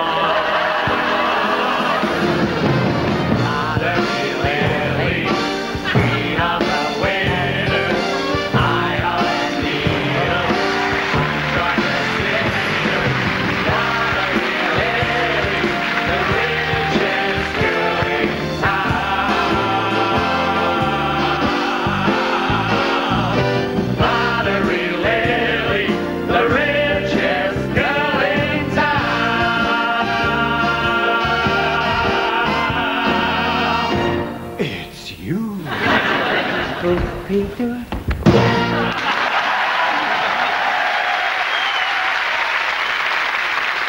Yansel, I've come to give notice. I don't need the job because I've won the lottery, so you can stick it and put me P45 in the post. What the hell was that? Get that bag packed, girl. We're getting out of here. Oh, Mum. Come on, we're going shopping. Mum. What? Listen. And tonight's lottery was won by a record 5.5 million people. The jackpot of over £14 million was won by 5.5 million people, which works out at £2.54 each. Please, Mr. Yansop, I was only messing. I'm stay boss. Can I have your job back, please? I'll do anything here. My shoes, I'll clean them. Mr. Yansop!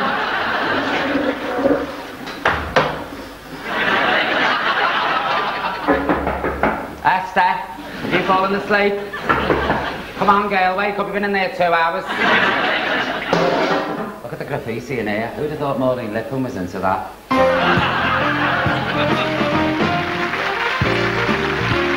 Lily gets caught breaking the rules and gets banished from BBC Television Centre at 10:05 next Sunday night here on BBC One.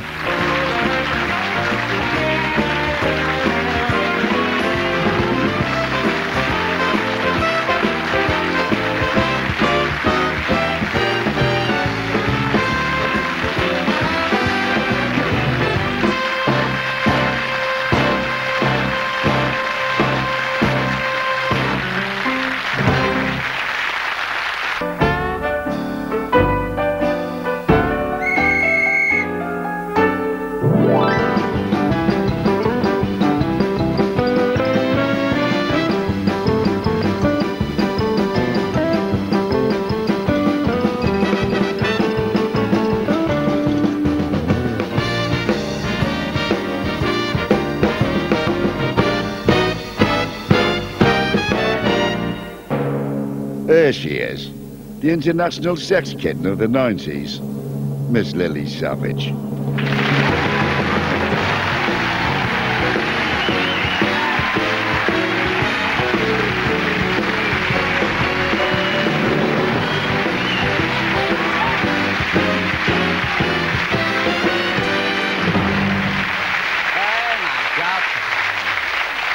Well, thank you, good evening, and welcome to the show. It's not like Cilla Black, don't I? Thank you, good evening, welcome to the show. Do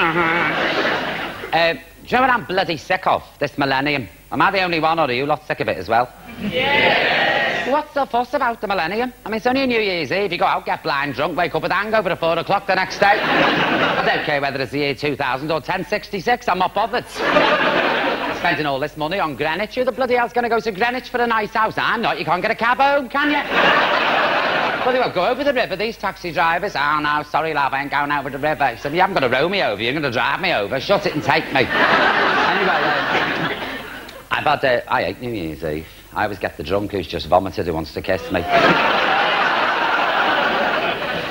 I like doing the okey cokey, because I always get to give Arvira a dead leg. You know, and you go in the cokey. I've had lots of lettuce. Please don't send me any more because I don't like salad. Honestly, I don't. You know, it was the hot weather. You know, they must have had loads under the frames. I was inundated with... You thought they had letters, didn't you? I've had loads of those as well. I got a letter off some fella today, and I opened it... Well, I'm assuming it was off a fella, and I just opened it, and it said, Whore of Babylon. I've never even been to Babylon. Port of Loretta Mar, I'll agree with you, but never Babylon. I've had another letter. I've got to read you this, because I get a letter off this fella every week. Oh, God, he's an idiot. His name's Clive. He's from Littlehampton. You won't be watching in Littlehampton. They haven't got tellies, for God's sake, and electricity. Look, there's a fairy on the front. It's only 8 cards like that. There's fairies on and teddies and all that crap. It says, Dear Lily, can you help me? I don't know what to say when I meet a woman. I mean, don't say anything. Speak when you're spoken to. That's my advice. Certainly don't say get your tits out for the lads. You know, if you're watching Clive now, you know what you could do? You could run after her down the street with a bunch of flowers, like that advert, and say, you're the most beautiful woman I've seen today. That's a good ad. Would you like that? Any women in the audience like that if a fella did that to you? I wouldn't have died of fright. Wouldn't you, though? Some stranger coming up to you with a bunch of weeds going, oh, get lost, for God's sake. I mean, don't do it at a party. You know what I mean? That's a big mistake, because there's nowhere to run, is there? At a party, you know, just running around the front room with a bunch of balloons in your hand, you look stupid. And don't do it after 7 o'clock at night in a deserted street. That is not a good idea. Because women today, well, they're a lot more forceful now, aren't they? They carry things in their handbags. Yes, you'll have to lose your ghoulies and have a broken nose if you do that. My mother said to me, and this is good advice for you at home. My mother said to me, she said, Lily, never go out without a pot of pepper in your handbag. And I've always stuck to that advice. I don't mean a little one, I mean one of them big wooden ones. If anybody gets laid, you just go, that's your shit. Anyway, let's back to Clive, see what he's got to say. What did you say when you met a man for the first time? He probably said, are you sure you're not a copper?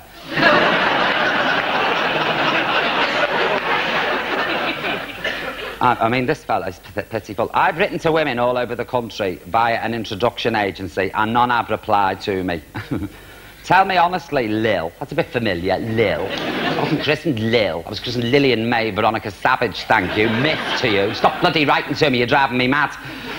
Tell me honestly, Lil, is it because I'm 40, 6'6", red hair with a dental place, and live with me mam and breed mice? Probably, yes. I'm very shy and I dislike clubs, fashion and eating out. Imagine going on a night out with that. For God's sake, liven up, will you? Arvira, you know, she went to one of these introduction agencies. The first fella she met said he worked in television. He did. He was an engineer for radio rentals, but it wasn't quite what she was looking for. And you know, Arvira's got a kink. Seriously, she's a foot fetish. You know, foot fetish, you know, into feet. You can't wear flip-flops around the house with Arvira, honestly. I mean, for some women, it's a box of chocolates. With Arvira, it's a baruka. I mean, I'm telling you, she met this fella, and of course, she was in her element. He was a chiropodist. So she thought, oh, I'm in here. Well, he'll have beautiful feet. He was Jewish as well, which meant he had lovely manners and a nice house. So they went to pictures, and Arvira thought she cracked it when this fella leant over to her and he said, Vera, would you like to come back to my house tonight? Arvira was quivering. He said, I've got lots of foot spas. Arvira thought, what? What he'd actually said was, he got lots of hut spa. I mean, he's Jewish. Ladies, are you satisfied with your towels? Or are they scratchy, uncomfortable, non-absorbent? Then maybe it's time for a change. We tried the ink test. Towel A absorbed the ink beautifully, while towel B was, well, not so effective. Therefore proving that our towels are super absorbent, comfortable, and very, very soft. I use them. So come on, girls, get your purses out now. Some beautiful Egyptian cotton towels and you're getting a pattern. We're all stood outside because we're desperate for a fag, and you see the BBC's a no-smoking building, so you can't smoke in there. So consequently, the place is empty. Everybody's outside having a ciggy. So this is why you can't get through when you ring up to complain, because we're all outside smoking. You lot complaining. Well, as you've gathered, we're in a garden. Yes, Buster, come here. But we're in no ordinary garden, because this is the one and only Blue Peter Garden. Isn't that fabulous? I've got a lump on it. That's so exciting. I discovered it by accident last week because I was taking him out for a pee. Well, there's nowhere green round Shepherd's Bush, you see. There's nowhere, and he won't do it on concrete. He'll only do it on grass. No, so I pick it up, like, afterwards with pooper scooper. Not. Can you pick a turd up? Because I can't, I'm sorry. I cannot pick a dog turd up in the street. I know this is a disgusting thing to talk about, but it's an issue we should discuss. I just can't do it. I pretend with a bit of tissue, I go, come on, boss, good boy, and then wave it over the bin. But, I mean, Katie Boyle bought me a pooper scooper, but it's a big plastic thing you put in your handbag, and you might forget. Imagine if you got caught with a turd in your handbag. You forgot it was there, and you pulled your hanky out at a Freemasons dinner and lunch and church. I mean, you'd die, wouldn't you? Anyway, I'm digressing. We are in the Blue Peter Garden. This is hallowed ground. This takes me back because, I mean, don't know about you, I was mad on children's television. I was a huge fan of Susan Stranks on Magpie. And I named our Bunty after Bunty James on How, and I named our Jason after the Blue Peter cat, Jason. So there's a small world, isn't it? Come up, down here now and I'll show you the graves. This is where all the pets are buried. There's Patch, that little one. There's Petra. This is Jason the cat, who Jason's named after. And this one here with the thing on the washing up bottle, that's Frida the tortoise. Do you remember her? She used to be called Fred until they discovered she was a woman trapped in a tortoise's body. So she sort of had a sex change, you know. And in this bush here, buried underneath it, deep in the ground, is the famous Blue Peter time capsule. I don't know when they buried it, but they buried it years ago. It was a time when the world was changing, you know. Man had just landed on the moon, Kennedy had been shot, Vietnam, the sexual revolution. So Blue Peter thought, we'll bury a time capsule for archaeologists to find in millions of years, and we'll put relevant information in it. So they put a Blue Peter annual, a badge, a copy of the Radio Times, and 2 pictures of Ellery Singleton. God knows what archaeologists are going to think when they dig that up. They're going to think there's some strange religious stuff. And here's the Blue Peter shed. Look, it's got barbed wire. I mean, they're terrible. An old shed. I mean, you're not going to nick anything from that. Why do you think nick anything these days? Ah! There's somebody in there. There's someone in that shed. I'm telling you, there's somebody in this shed. Look, have a look. Look. The door's padlocked. Hang on, I'll get you out. Somebody's locked these people in this shed. Has anyone got a Swiss Army Stanley knife on them? I'll get this lock open like that. Useless. Wait then. Hang on. When I was at St. Luke's Reform School for Girls, I held the record for unpicking the lock on the tuck shop. But it wasn't the tuck shop, it was the dispensary, but... Come on, out of there. What are you doing locked in a shed? I was making an Advent crown. OK, come on, fellas. OK, come on, let's go back to the building. Sorry, you know, we just come out for a walk and... Hang on a minute. I know you. I do. You're Peter Purvis. You used to be on Blue Peter. You used to be big. I am big. It's children's television that got small. What are you doing locked in a shed? Ah, well, this is where the BBC put all the Blue Peter presenters when they're all used up. You locked it in a shed? Yeah. God's sake, it's disgusting waiting for the BBC. My God, what's going to happen to me? Light entertainment. I'm going to end up in the shed with the Crankies and Bobby Crush. Can I have a look? Sure. I won't frighten them. No. Oh, there's loads of people in there. God, that's shocking. Oh my God, look at that poor old woman down the back. Is that Valerie Singleton sat on that little sack of milk bottle tops? Yeah. Is it? Yeah. Sad. Oh my God, she's just sat there clutching a washing up bottle, humming to herself. Terrible. Daylight. You're Tim Vincent. Now, hang on a minute, yo. You've done loads of things since you left Blue Peter. Yeah, but they only allow me out once a week to do the clothes show. What do you reckon to this clobber? Fresh off the Paris catwalk. Lightweight material, ideal for barbecues. God, this is all... Excuse me. Your dog's digging up shit. What's that? No, great. It's a great. I'm sorry about this. Your dog stuck at my... Don't touch him. No, don't touch him. What's up? It's John Oakes. He's covered in sticky back plastic. Ready, Tim? Ready, Peter? Come on, this is shocking, for God's sake. I'm going to go to Amnesty. I'm going to go and get help. I'll get reinforcements. Thank you. Don't you worry. Do get an adult to help you, though, won't you? Oh, I will, yeah. Anyway, listen, don't you worry. Just you stay there. I'll go and get help. Oh, you're going. Look, don't forget, next week I'll be showing you how to make your own Tracy Island. Okay. Yeah, and I'll be interviewing a highly intelligent monkey from Regent's Park Zoo. Valerie Singleton, she'll still be talking to herself. Oh, and don't forget the Blue Peter appeal. Keep on sending in the stamps. Yeah, see you on Monday. Bye.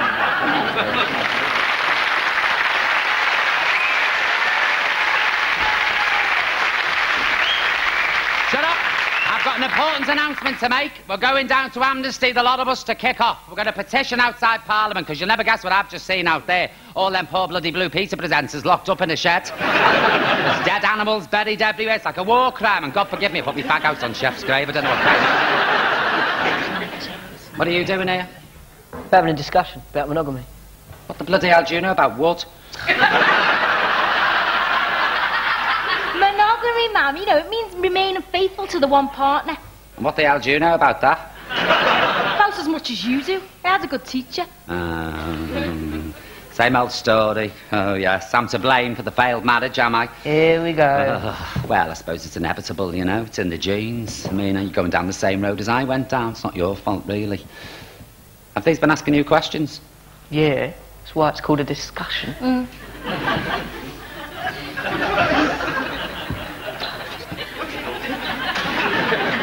Mind your own bloody business asking my kids personal questions behind my back. Whose idea was this discussion? Janet's. Well, listen, I didn't tell them nothing. Oh, but I could have told him who his dad was. Oh, mother of God, don't be saying that. Who is my dad, anyway? Yeah, and where did Auntie Vera come from? Shut up, will you, all these questions. We're not on the Crystal Rose show. Just shut up. Here in the family's private business in public. You see, our Vera's a mystery, really, you know, her whereabouts and how she came about is well, it's a great mystery. She's an enigma. Oh, I can't even say that, an enigma. Or is that something to loosen your bowel? No, that's an enigma. She's an enigma, our Vera, I'm telling you. She's not my blood sister, but I'll tell you where she came from. Your Auntie Vera was found in a cabbage patch. She was. Somebody threw her over the railings of your granddad's allotments. She went smack, straight bang into there to a big load of Savoy cabbage. Your granddad brought her home wrapped in a little leaf.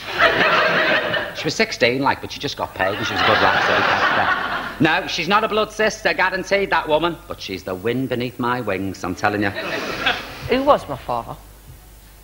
I can't say, can I, in front of 29 million viewers and all these people?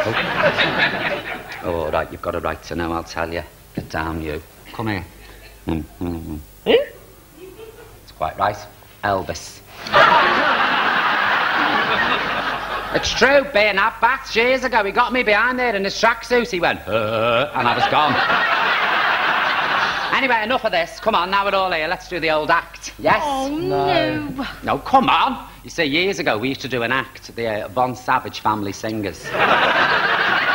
Round all, like, the Catholic social clubs and jamborees and Boy Scout things. You know, we could have been huge. Humiliating. Oh, it's dead old-fashioned. It is not old-fashioned. It's good, clean family entertainment, and they want more of it on the television instead of the filth they keep on showing. Now, go on, go get ready. Go on, move it. Go on, chop, chop. Thank you very much. Janet, bring Kylie. That's our Bunty's little girl. Yeah, she's got a baby, which makes me a babysitter. No, wait, and before I do this, I need to borrow something a bit dowdy, you know, like a Mac. Anyone got a Mac on them I can borrow? Little Mac, British Home Stores, Polycotton, yes? Have a little look now. Has anyone got a Mac I could borrow? A Macintosh? I can't wear a gentleman's clothes, I don't wait for that kind of thing.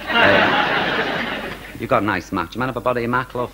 Are you sure? Yeah. You emptied the pockets? I don't want to find old dog ends and porn tickets, do I? Right, I've got me Mac, thank you. Right. Now, I'm going to do a medley now of beautiful songs that we did used to sing when we were the Von Savage Family Singers. So that's why I need this Mac, you see, to make me look dowdy. Jesus, what have you been doing in this? It stinks. Oh, God, you let the dog sleep on it. What's these little splatters and stains? See, that's why I wear PVC. You can wipe anything off, I tell you. Anything that comes at you, off it goes.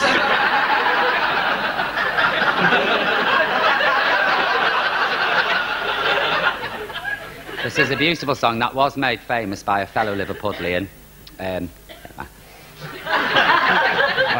You know.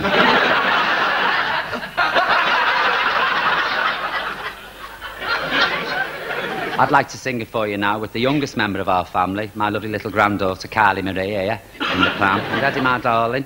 So if you would, please, Dave, the old act. Thank you very much.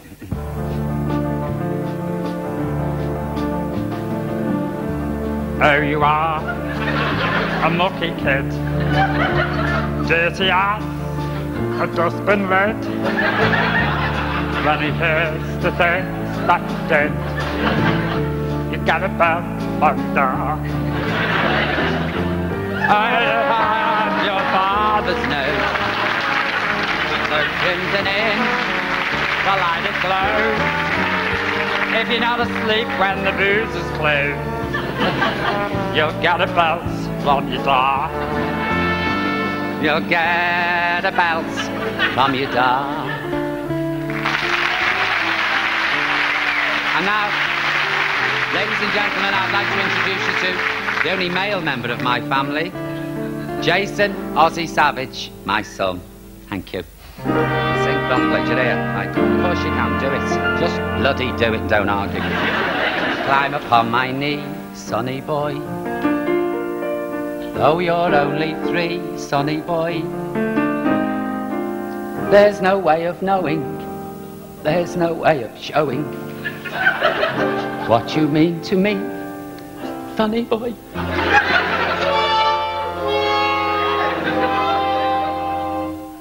When there are grey skies. Well, don't you mind in the list? Pardon? I couldn't hear you. If I can't hear you and they can't hear you, how are 29 million viewers at home going to hear you? Enunciate. You ready? When there are grey skies. What don't you mind in the least? I don't mind the grey skies. What will I do to them? You will make them blue. What's my name? Sonny boy. What will friends do? Friends may forsake me. What will you let them do? Let them all forsake me. Because who will you have in the end? I'll still have you. What's my name? Sonny boy. Where am I sent from? You're sent from heaven. Have I got any particular worth? And I know your worth. What have I made? You've made a heaven. For who, right, where and what? For me right here on earth. God bless you. When I'm old and grey, dear.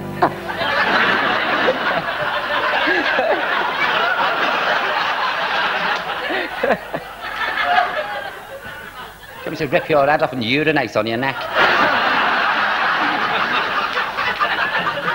We'll try that again, shall we? When I'm old and grey, dear. Say it. Do you want me to promise you something? Promise you won't stray, dear. Give me a good reason. Because I'll kick you, won't be able to walk. I'll still have you. What's your name? Sonny boy.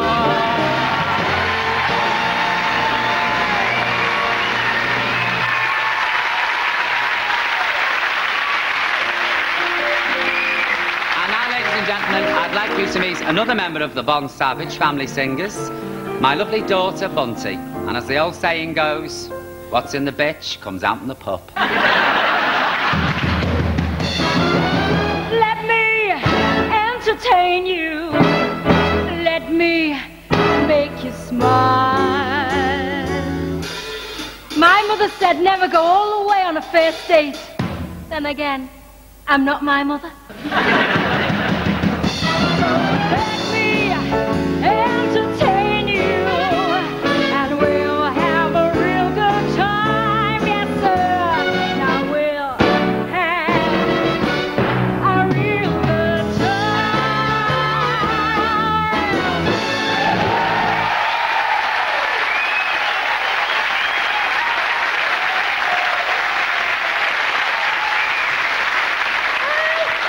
What the hell do you think you're doing, you trollop?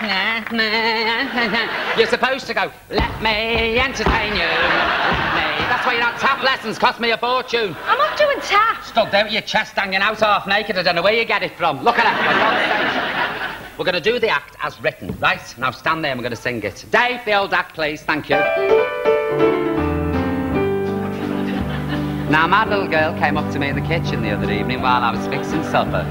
And she handed me a piece of paper she'd been writing on, and after wiping my hands on my apron, I read it, and this is what it said. Okay, for mowing the lawn, I want a £5. For going to the offie for you, I want £2. For making the beds all week, I'll have another £5. Oh yeah, and for minding my little brother while you went out the shop, £20. I'll have it now. Well, I looked at her standing there, expectantly, and 1,000 memories crossed my mind. So I took the pen and turned the paper over, and this is what I wrote. For the times that I carried you, growing inside of me, no charge for the man. What? No charge? It's absolutely shocking, that. When have you ever not charged?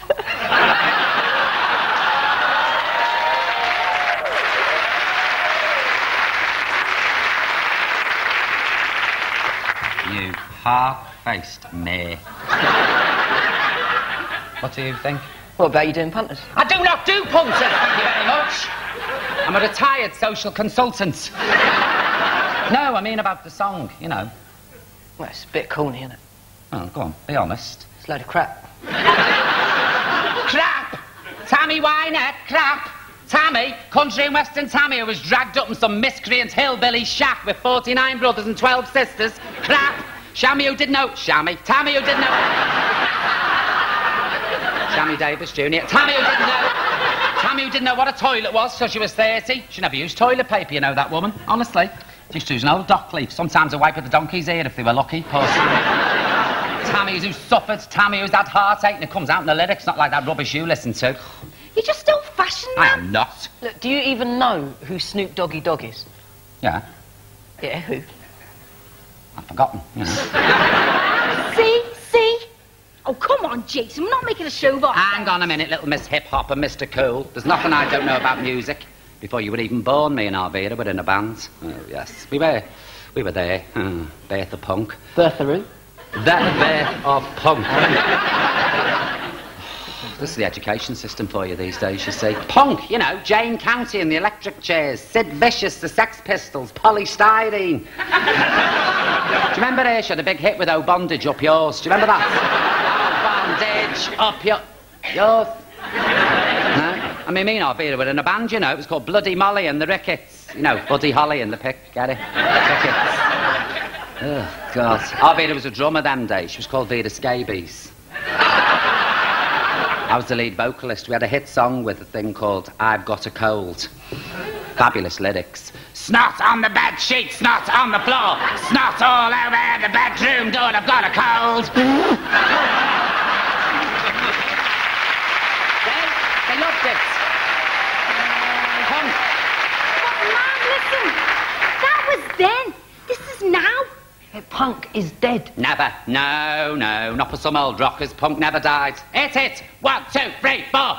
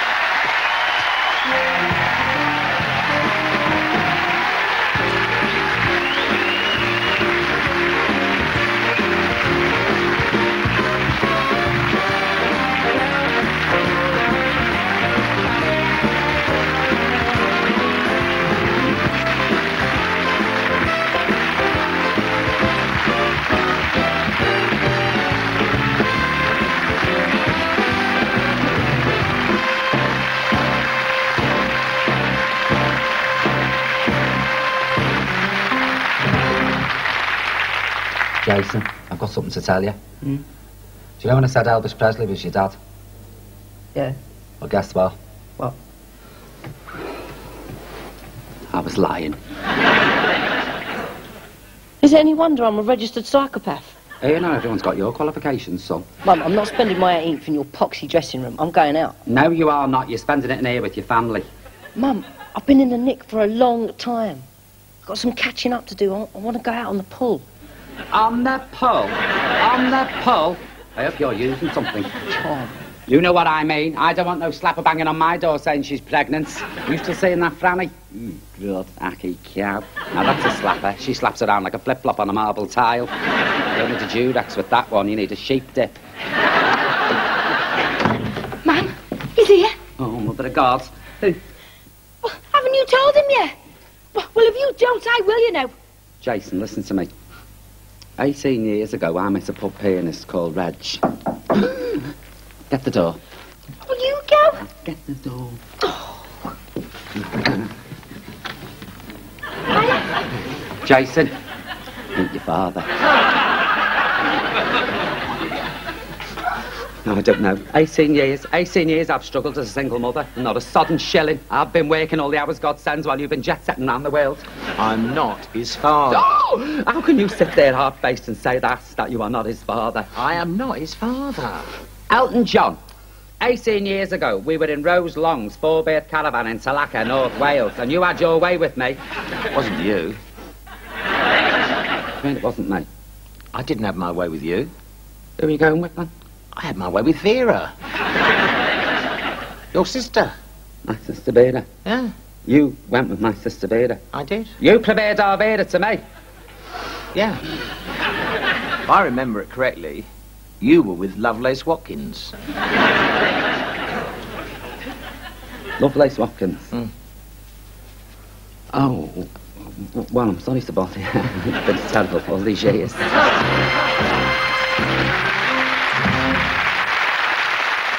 Ridge of Sports Review of the Year. We're running slightly later than planned here on BBC One. Now, though, who's this old witch? Mirror, mirror, in front of me. Who is the greatest one at the BBC? You are, Janet. Right, I'll fix her, I'll get rid of her. Ha! A love spell. She doesn't know what love is. So I'll make her fall in love and she'll go right off the rails. The banana love spell. One bite and she's hooked for life.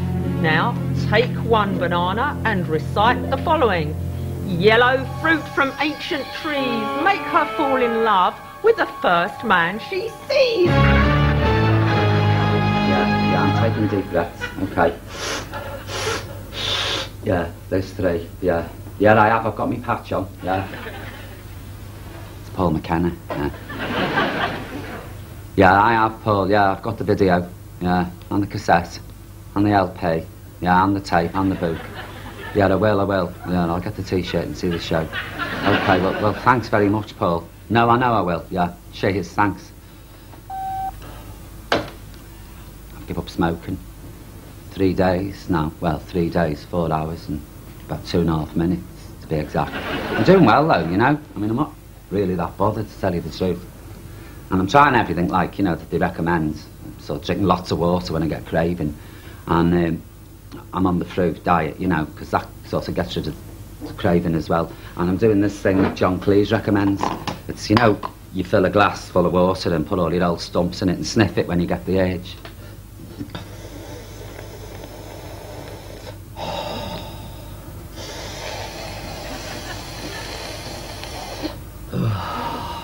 Oh, God, it's a very evocative smell. Do you know, there's a dirty big stump in here with about 6 drags left in it. Do you think if I got it out with a pen, I could dry it? What do you want? Come in, I mean. All alone? Yes, the dwarfs are at work down the mines. I'm baking apple pies. What do you want? Still desperate for a fag? Shame about that. Still, they say bananas can get rid of the craving. You can have mine if you want. Listen, I'm inundated with bloody fruit in here. There's more exotic fruit in here than there is at the Sydney Mardi Gras. Go on, take a bite. You never want another ciggy again. Look, I'll put it in your bag for after the show. Now, get changed! Do you know, I'm sure she's on the change.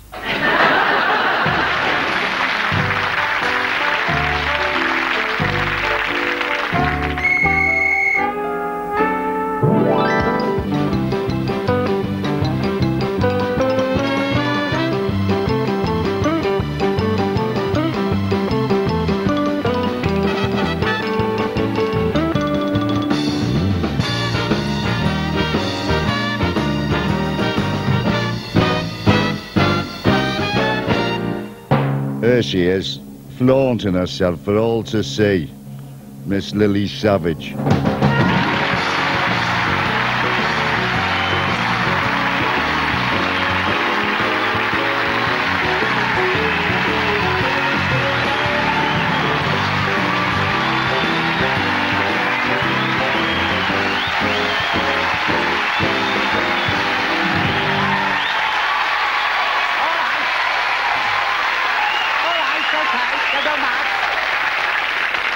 Oh, I made them stairs in this long frock, thank Christ. I was terrified. There was like a Princess Margaret there, wasn't there, as I come down? She's a miserable cow, that princess. I'm a bit tense tonight. I give up smoking. The mornings are the worst, aren't they? You know what I mean? I'm like, look at me twitching, keep still, Lily, please. You know, when you get up in the morning and you have a cup of tea. Well, it seems to go together, doesn't it? A mug of steaming tea and a nice bag steaming away. So, help Lily. And our postman was banging on the door at 7:30 with a registered letter. No, it wasn't a summons before you start. Tell you what, we won't see him again. I stoved his head in and buried him under the patio and saved him. But you know what made me give up? Serious. Vanity. Because I went to one of these department stores and had a makeover. You know, where they sit you in the middle of the shop, like, and there's, you know, everybody stares at you. And there was this young beautician, she's about 19, and lovely skin, lovely teeth, lovely eyes, nice natural blonde hair, you know, little bitch. And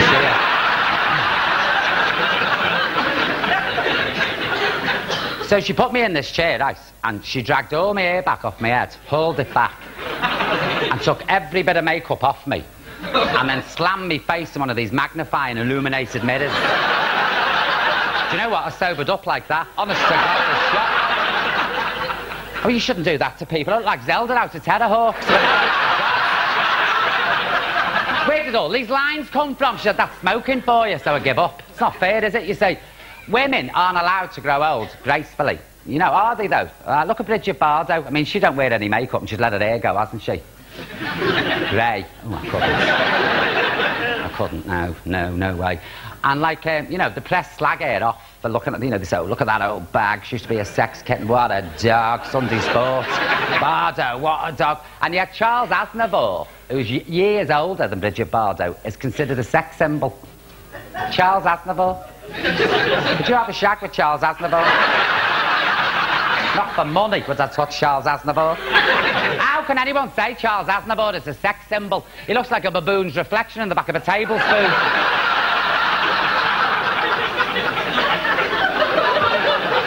Imagine waking up next to that. Imagine it clinging to your shoulder. You don't even have this big.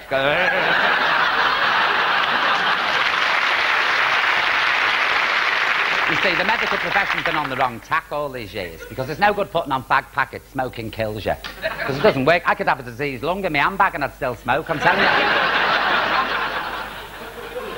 I won't. But if they put smoking gives you crow's feet, wrinkles, sunken cheeks, a nasty, tiny, tight little pierced gob with loads of lines running off of that your nippy bleeds into, a yellow fringe. Shut up. And you never get a shag because you stink. I mean, you'd never stink again, would you? I'd kill for the ciggy, I'm like this. I mean, I've done things to take my mind off it. We went to a safari park. Oh, my God. Have you ever been to a safari park? And, of course, we went on a red-hot day, so you can't open the windows, can you? So we're all sat there sweating like prisoners of war. I said to Avira, wipe them windows, see where we are. And we stopped, and, like, she wiped all the windows, and about 200 baboons descended on the car. And one of them sat smack bang on the windscreen. Have you ever seen a baboon's arse that close? I'll tell you what, I'll never eat trifle again.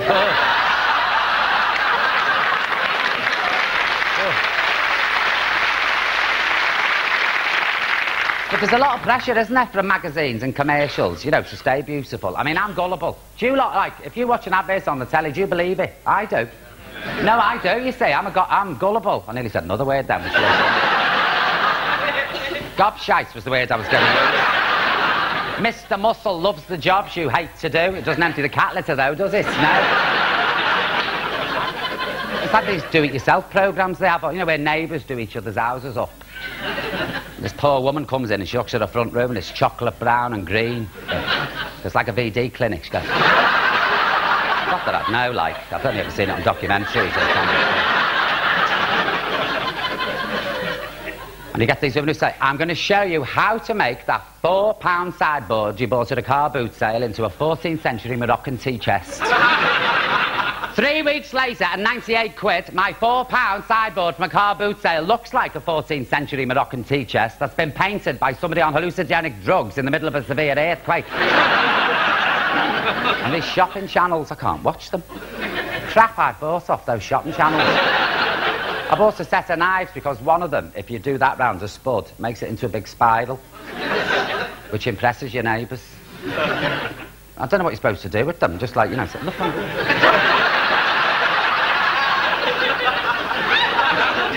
And I bought this thing called a step class, which is like, it's for your buttocks, you know? And it's a piece of plastic junk, basically, that cost me 49 quid, with 2, like, panels on it. And what you do, you get on it, and you do, I can't show because I've got my long skirt, and you do this, you go... I know, Phyllis Dixie felt now. There you go, boy. And you go like this on it, you go...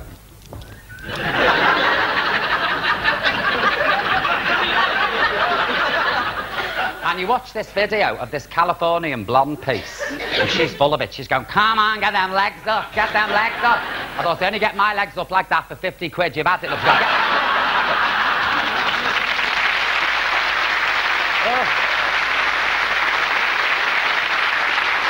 Right. So what they don't tell you is, if you do this thing on polished lino, it moves. So you're on this thing going... Hang on, that was the front room I was in before.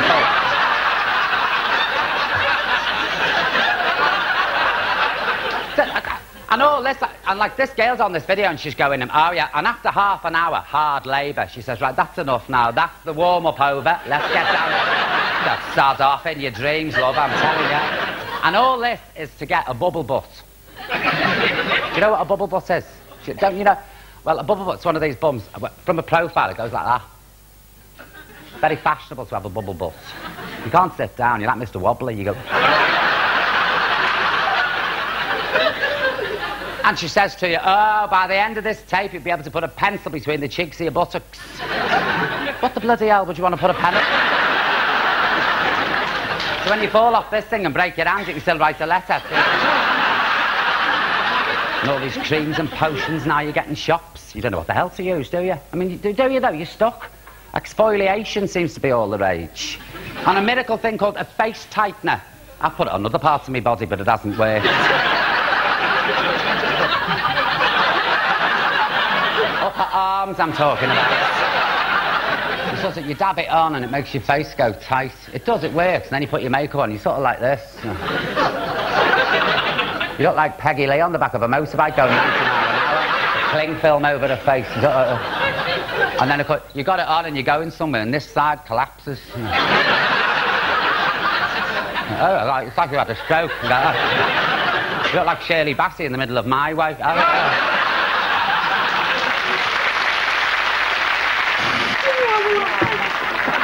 you pissed? She's right.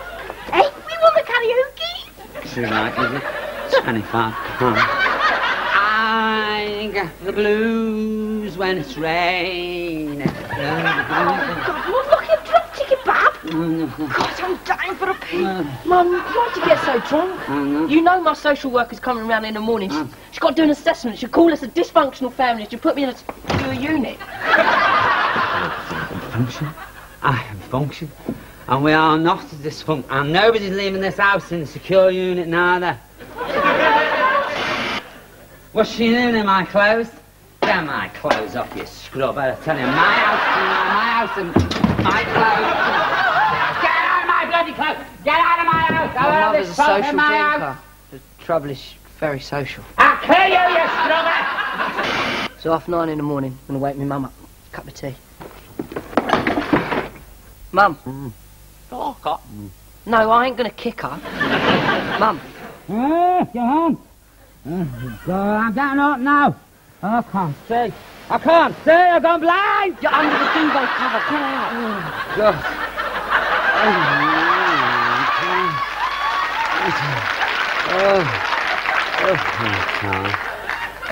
I feel like I've been dug up, mate, with the shovel. Don't tell me I know. What time's that social worker coming? 10:30. Bloody social workers, why can't she mind her own business? And what's she doing with that camera? She'll break it. I'm talking of cameras. Where are you going to tell that social worker you got that video camera from? Car boot in Clapham. Yeah, well, as long as you don't tell her it was a parked car boot in Clapham. Now go on, bugger off.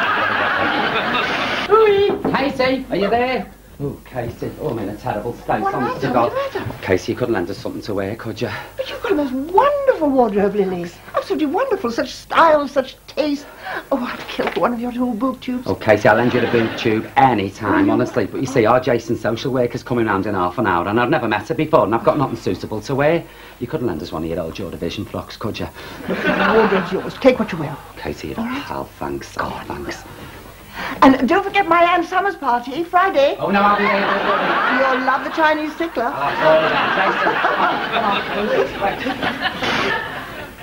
Will your mother be long? Hey! Who's been drinking cans of Tennant's Extra out in that back garden? There's half a dozen empty cans there, strewn all over the lawn. It looks like a daughter's tea party. Was it? Yeah, isn't she a bit old for you? Mind you, at least she's an improvement on last week's. Do you remember her? Thought she looked like Baby Spice. More like Baby Jane. She was 40 if she was a day. He's a proper little babe, Magnus, isn't he, eh? He loves older women. Ooh, what? Mind you, I should count me blessings. At least you won't fall pregnant. Not at your time of life, will you? Mum, it's my social worker.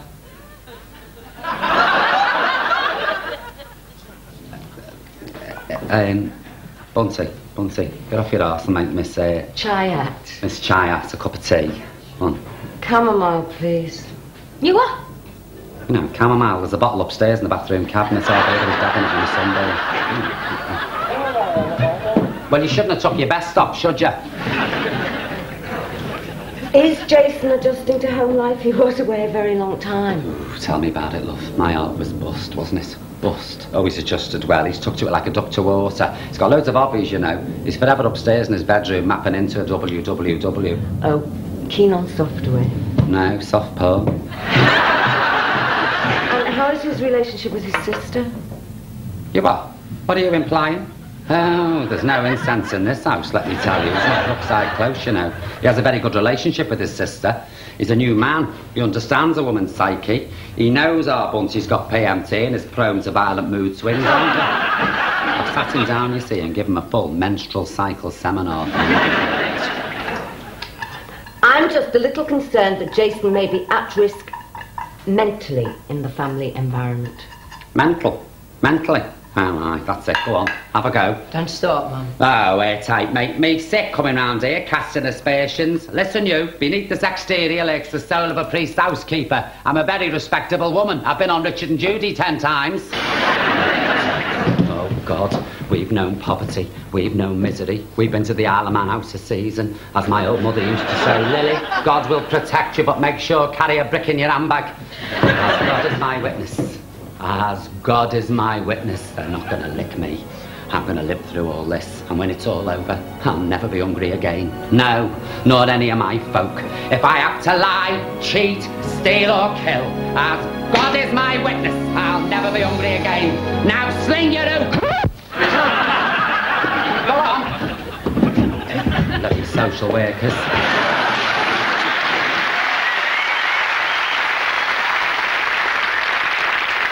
Now, you won't believe this, but one of the things I am absolutely mad on is magic. Serious. I mean, honest. I love it. I mean, you should see me in a shop, I can make something vanish like that, I tell you. Especially in this frock. 2 spin dries and I'm gone, nobody knows. So it gives me great pleasure to introduce the maestro himself. Would you please put your hands together for the one and only Mr. Paul Daniels. Come on.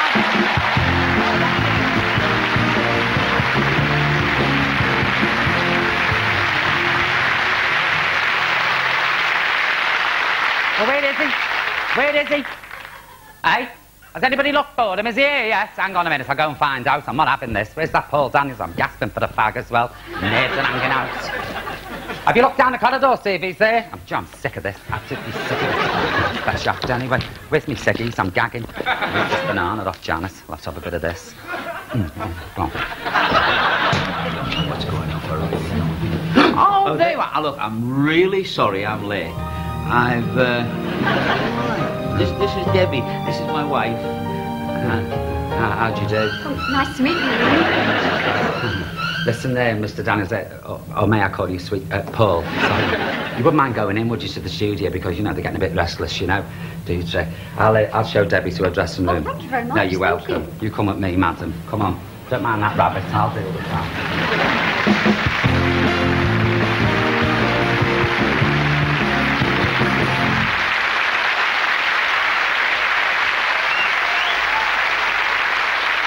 Yes, it is I, Dr. Daniels, and why am I here? I'm here because my assistant is nervous. So I'm going to remove the problem immediately, using, of course, magic. And so will you please give a nice round of applause to the lovely Debbie McGee.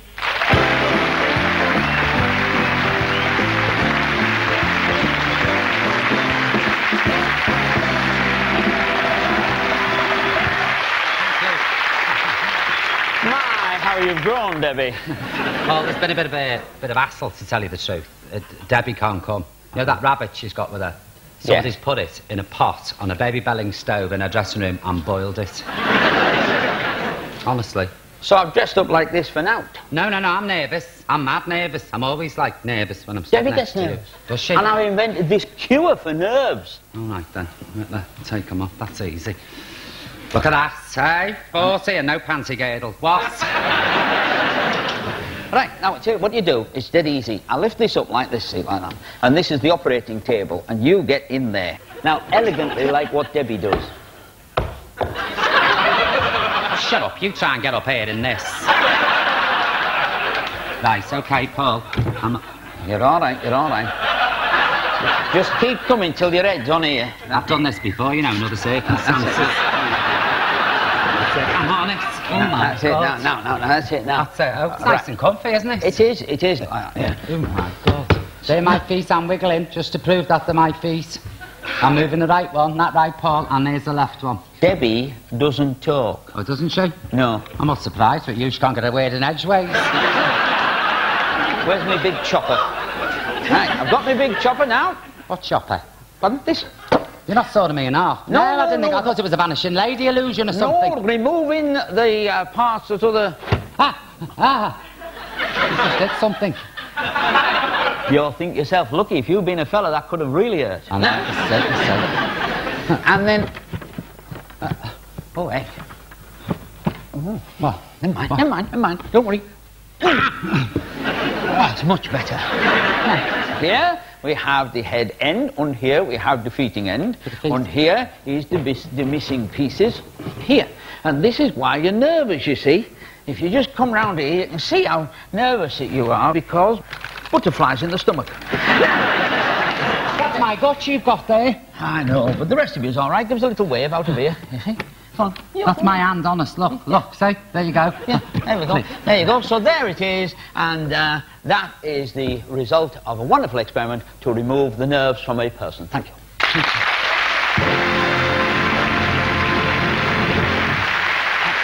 Excuse me. I'm really sorry. It was Lily. What? Lily. She locked me in a cupboard. I'm sorry.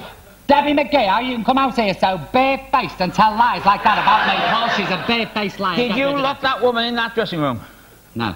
You didn't? No, honestly. She did. She locked me in a cupboard. If you don't apologise to my wife, you are not getting your belly back. Here, you. What? Thank you. You can apologise to me and all the other people you've been horrible to. Who have I been horrible to on the studio floor? No one. Name one person. Loads, the band for a start. Shut up, the lot of you. Wasn't for me, you wouldn't have a job. Apologise to the band or you don't get your belly back. I'm sorry. Can I have my stomach back, please? There's a coil in there. All right, then. You put that back in there. Not there. This out of here, and this out of here like that. And let's have a nice round of applause for the totally restored Lily Savage. Thank you very much. Thank you.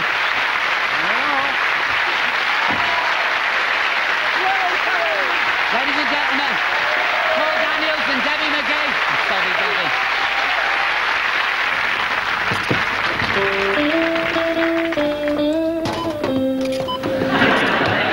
Gail gets cheesed off by routine.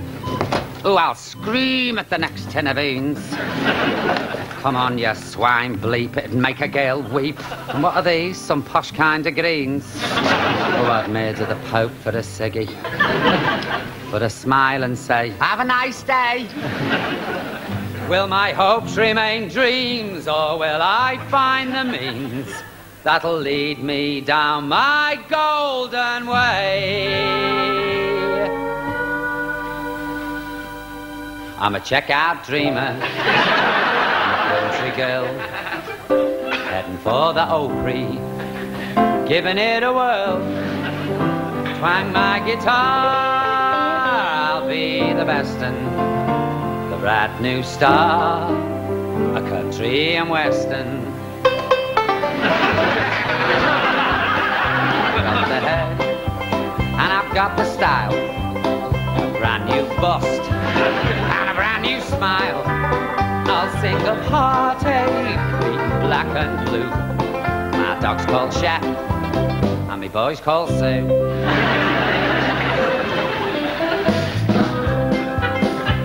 check out dreaming. I'm a country girl, heading for the oak tree, giving it a whirl. Twang my guitar, oh, I'll be the best in. I'm a new star, a country and western. I beg your pardon, I'd like to recommend the Polly Cotton. DIV or RCE was the very best thing that happened to me. Oh, look at you, look, you're buying nappies and maternity bras. And what do you get? 14 stitches. What does he get? Cigars. Tie a knot in it, you pig. Bozine, Bozine, Bozine, will knock the dandruff clean on half of you. I'm a check-out dreamer. Yeah, yeah. I'm a country girl. Heading for the oak tree. Don't say. Giving it a whirl. Oh, yeah. Twang my guitar. Twang, twang. I'll be the best and Sure will. a brand new star. Brand new star. Country and western. Rio.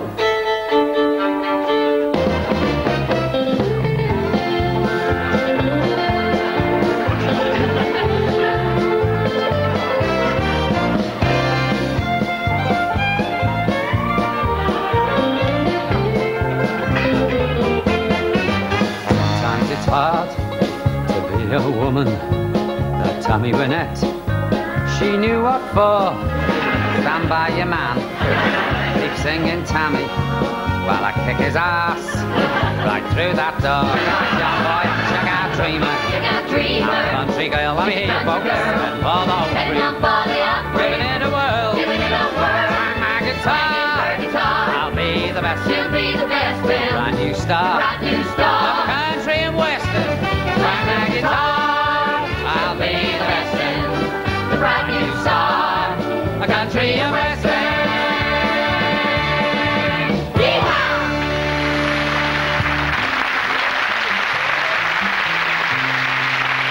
Well, there's a line sitting on a till. How much is manched out, Kathleen? Thanks. Size of a bill. Freezer shelves, trolley carton. I'll never live like Dolly Parton. Do you want cash back, love? How much? 50 quid? God, you're pushing the boat out, aren't you?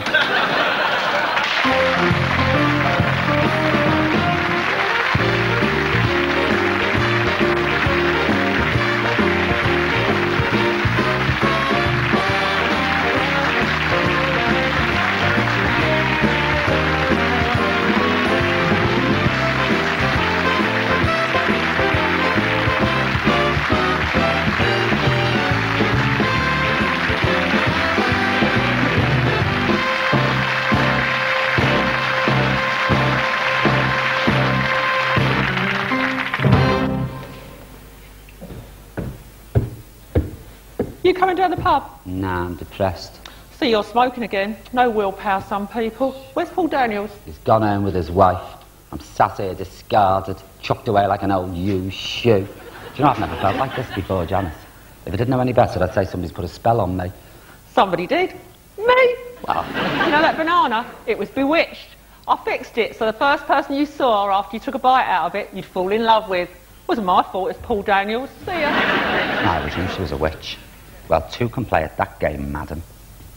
A spell can backfire, as you're about to find out. When it returns to you threefold, there won't be a doubt.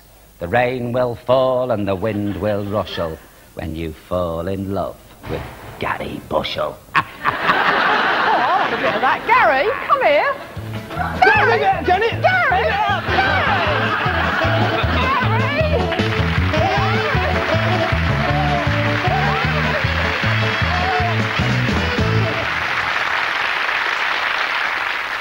Galore on BBC One, but look who's wearing the trousers.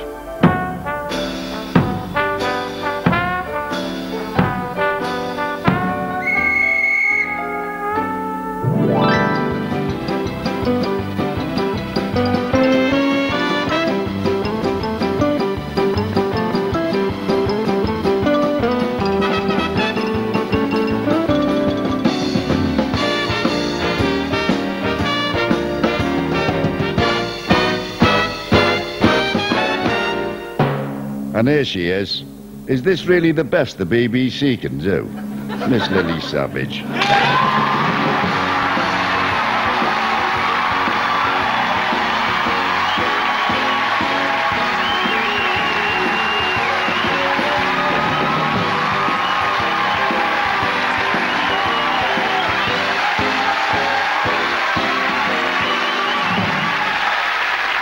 Doing the black bottom, it nearly killed me. Well, welcome, good evening, and welcome to this, the last show of my series. Oh, I'm delighted, may I tell you? No, I will, I'll miss it. We're having a big do tonight, that's why I'm dressed as a flapper. I said to Arvada, go down to wardrobe and get us a flapper's outfit. She came back with a dolphin. It's good though, because look, it goes... frightens people. No, I'm unemployed now, aren't I? I am. No, I've got to sign on tomorrow. Not. No. Or I'm thinking of returning to the theatre. You know, do a little tour, because, well, I've let it be known in certain circles, you know, Ian McKellen's cocktail party, so, you know, anything doing up the National, bit of Ibsen, you know. I don't know, Chekhov, Annie, anything, you know what I mean? Yesterday, the phone goes, this sort of theatrical producer offering me a job. He said, have you heard of Jilly Cooper's Riders? Have you ever heard of this? Have you? Yes. Well, I said, well, I haven't myself. I don't read that kind of stuff, you know. If it's not Chekhov or Tchaikovsky, I'm not interested. I have read all his books, marvellous. And he said, Jilly Cooper's Riders, he said, we're doing a stage version of it. It's a sort of light musical comedy, directed by Ray Cooney. I said, oh, yes. And it's a farce, basically. And it's called, Oops, There's a Hand Inside My Jodhpurs.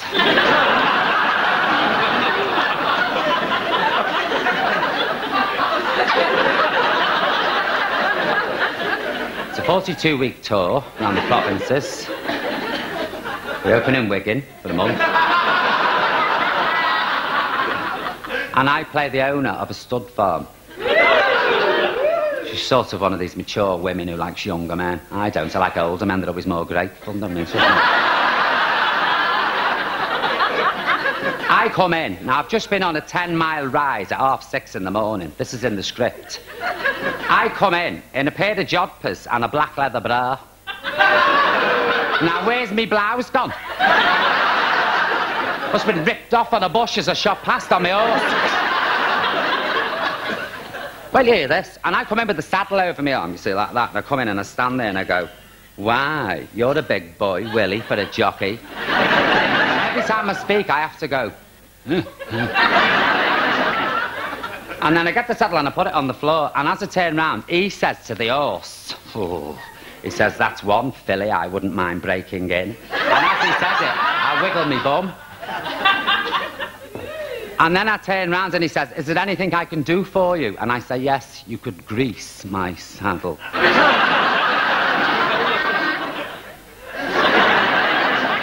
And basically that's it, all around the country. I have been offered one other thing, and, well, it's a film. It's a sort of Swedish thing, and, well, no, they rang up and they said, we're going to do a movie of one of Oscar Wilde's greatest works. So I said, I'll do it. I'll do it. The thing is, it's a porn version. It's called Lady Windermere's Fanny, and I'm having nothing to do with it. Nothing. No. I'm going to stay at home. I might even adopt a child, yes? A boy aged about 29.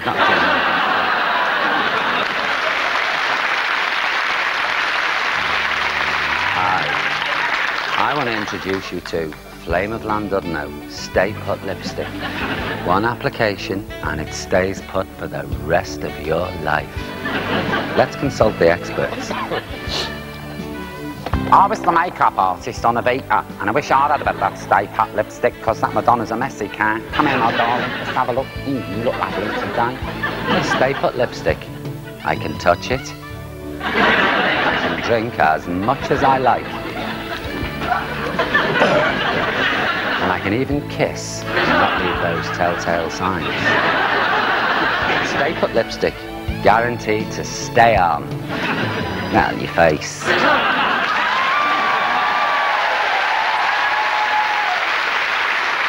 Now, do you like opera?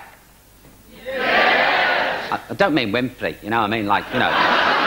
Do you know, I nearly went on that, Opera Winfrey. Seriously, they were having a discussion about women who dumped their husbands, and they wanted, like, to get them together again to see how they'd react, you know, after all these years. But I'm not talking to my old fella, no way. The only time I talk to him is through a bloody medium, I'm telling you. Anyway, but this is proper opera, you know. No. Full Monty Welly La Scala. I know all about this. I've had a vocal warm-up with Katie Tanawaki. I have. Nobody believes me, ever. We was in Arrands, right, and we were in the lift, and there was a power cut.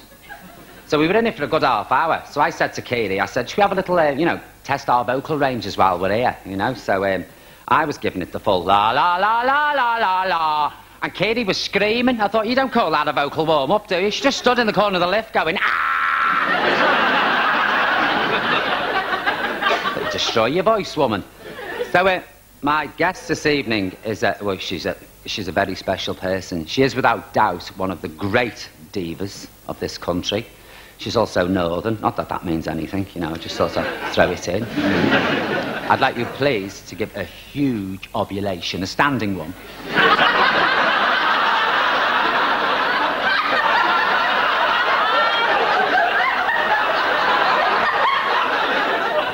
Please, would you put your hands together and welcome the diva herself, Leslie Garrett. Let me hear you.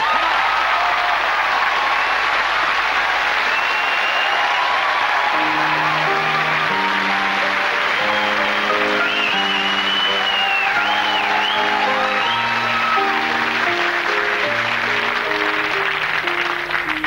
Bless this house, O Lord, we pray. Make it safe by night and day.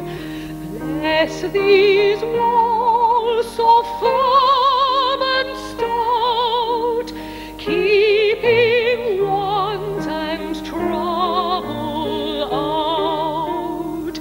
Bless the roof and chimneys tall. Let thy peace lie over all.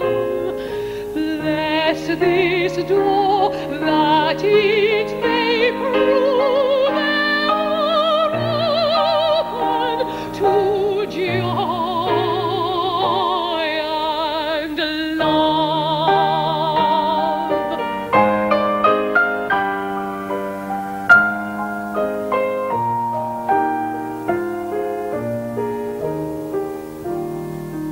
Bless these windows shining bright, letting in God's heavenly light. Bless the hearth blazing there, with smoke ascending like a prayer. Bless the people here within, keep them pure and free from sin. Bless us all that we may be fit, O Lord, to dwell with thee. Bless us all that we one day may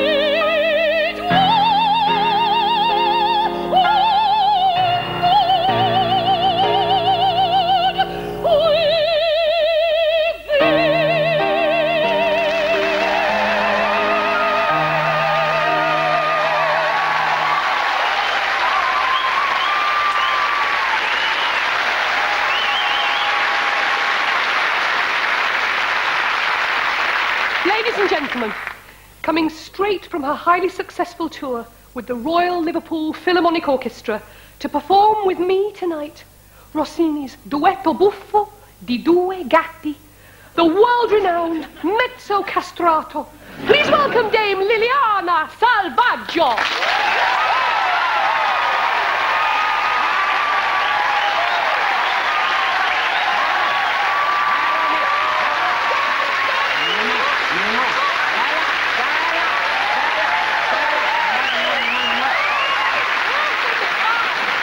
That's it, Lord.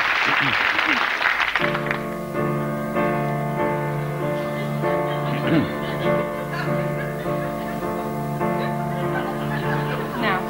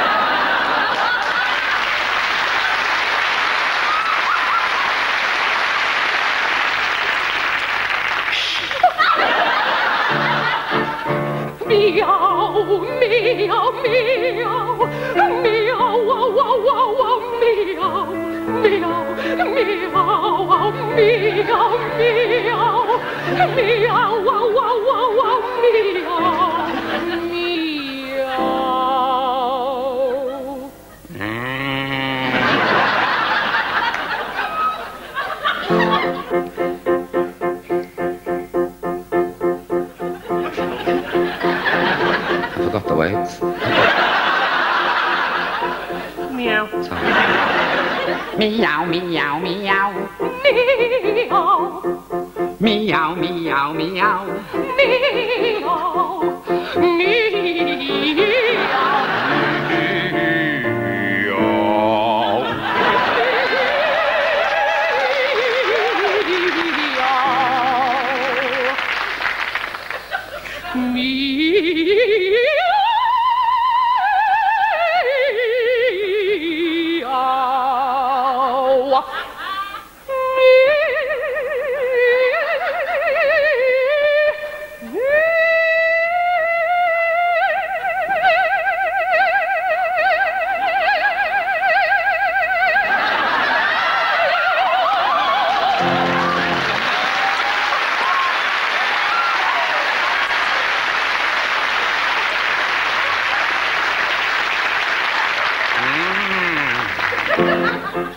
Meow, meow, meow.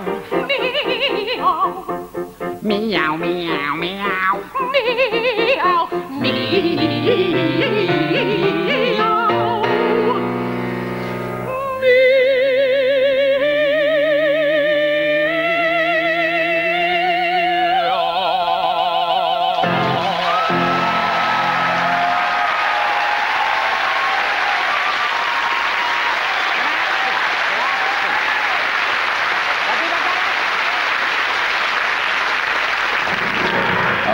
Bloody thing's on the blink again. It's in fist. Come on, move it. Sounds like your multi-loop stabiliser's had it. Oh, shut up. Well, have a look, see where we are. Bloody thing.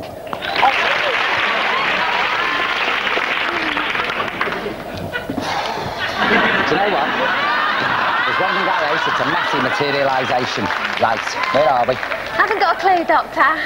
Gayla, what is the primary step when identifying planets? Get the A to Z out. No, we use our eyes. Now let's have a look. We're on a desolate, low-gravity planet. Concrete structures, no signs of any intelligent life forms. Any ideas? Milton Keynes. No, close, but wrong. We're on one of the twin planets of gonad, inhabited by the scrotums. Rich in magnesium silicate and telebibium, vital to a scrotum's life form. Yeah, I've just thought they've got wicked duty-free on here, you know. We should go and get ourselves some fags. Well, it's a good idea, eh? And I tell you what I could do with getting some lateral balance cones for this. Do you know what? I'd kill to have hold of my sonic screwdriver. I'd fix that in a jiffy. Isn't it a shame? Oh, it was marvellous, that tool, you know. It came from Argos. Oh, I'll never go in that shop. It's like signing on the way they make you queue up in those sections. Not the shop, the planet. God, I'll never get another one. No, that rotten pterodactyl smashing it on you.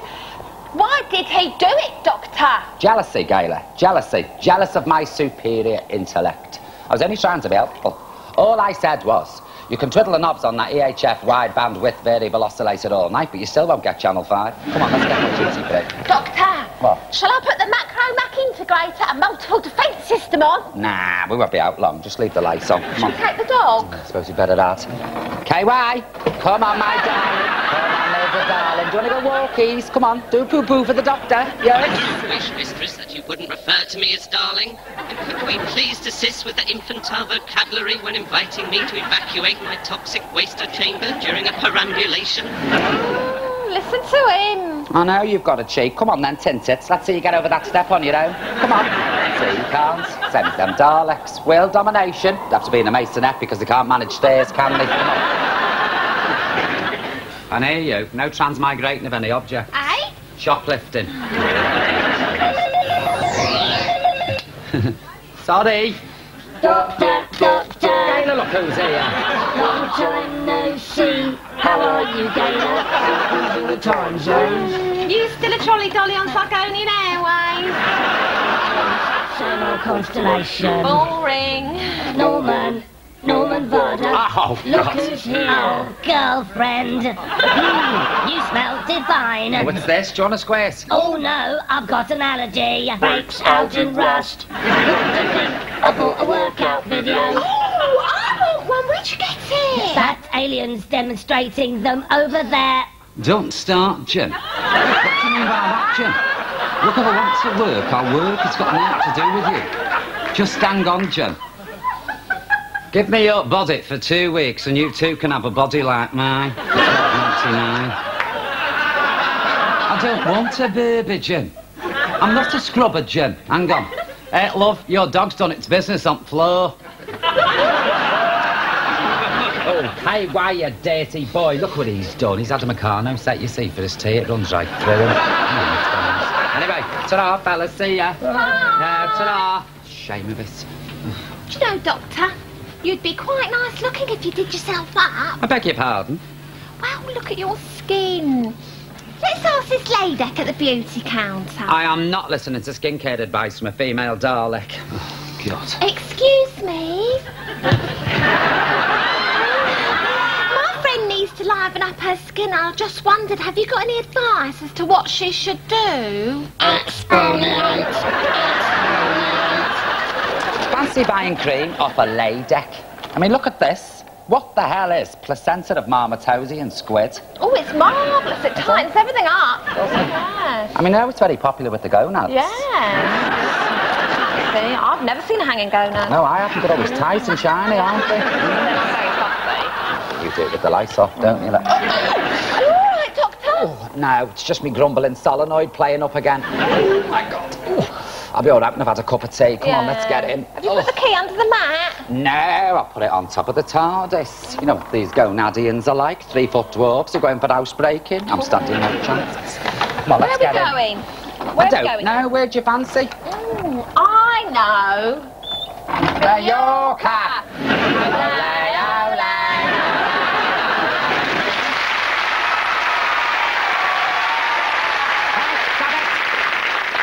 Now, I've got a real treat for you there.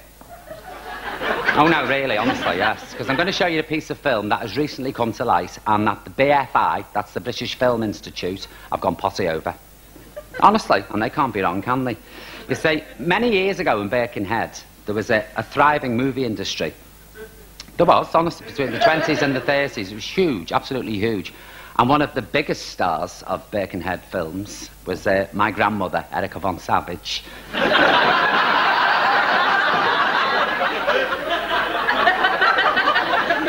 She had a very short career, my grandmother. She only made about 3 films, you know. I'll tell you why, because she looked the ringer of Marlene Dietrich. In fact, later on in years, she was Marlene Dietrich's stunt woman. But although she looked like Marlene Dietrich, she still had her native tongue, because she was from Yorkshire, you see, and then she moved to Birkenhead, and then she got a job as a chief stewardess on the Isle of Man ferry. But you don't want to know all that anyway. It was recently unearthed in the back of an old cinema in Birkenhead as they were pulling it down, as they do with cinemas these days. So it's a masterpiece, please. Would you sit back and enjoy my grandmother, Erica Von Savage, in Shanghai Lil. Thank you.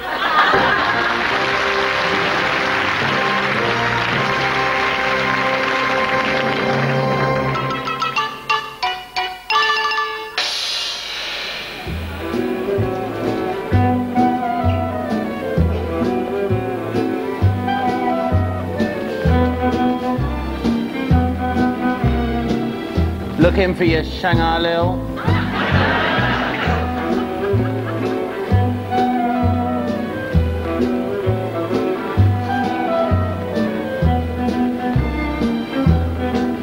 Nah, she ain't your Shanghai Lil.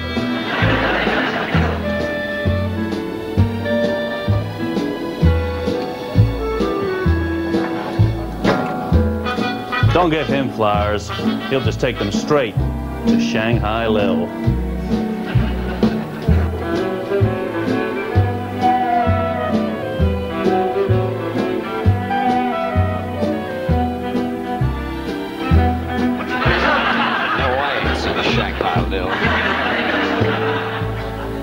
Now I've been covering every highway,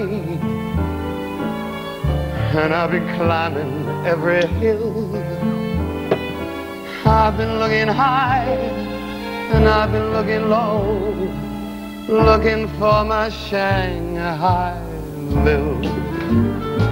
The stars that hang high over Shanghai bring back the memory of a thrill. I've been looking high, and I've been looking low, looking for my Shanghai Lil. I learned to love her. The little devil was just a butterfly. But you discovered something on the level, shining in her eye. Oh, now I've been trying to forget her, but what's the use? I never will. I'll be looking high, and I'll be looking low, till I find my Shanghai Lil. I need another brandy. He's shaking like he's got a chill. I know what it takes to cure him of the shakes. Yeah, what he wants is Shanghai Lil. Oh, she's a fascinating heathen. But say, she ain't been through the mill. Since she met that girl, she's acting like a slur. Say, who the hell is this Shanghai Lil? That Chinese devil. No, she's on the level. She can't hurt your live. That Oriental dame is detrimental to our industry. You said it. I offered her a house in London, and I a chateau in Deauville. Oh, said she'd not be mine for Palestine. They all go for Shanghai Lil.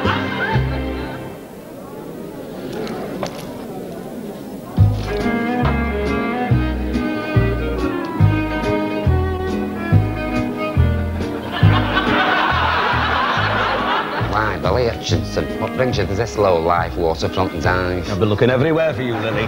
And now that I found you, you're coming with me. Hey, I can't, lad. Things have changed. I've changed. You'll always be Lily Hutchinson to me. Nah, my name's no longer Hutchinson anymore. Have you got married?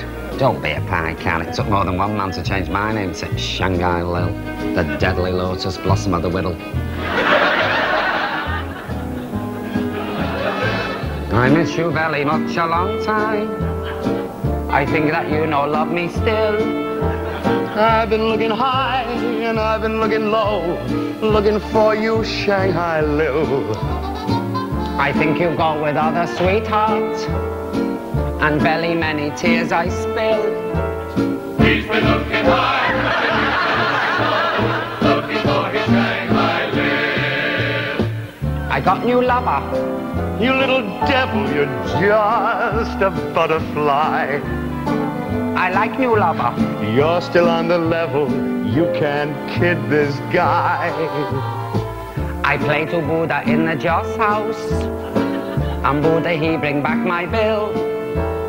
He's been looking high, and he's been looking low, looking for his Shanghai live.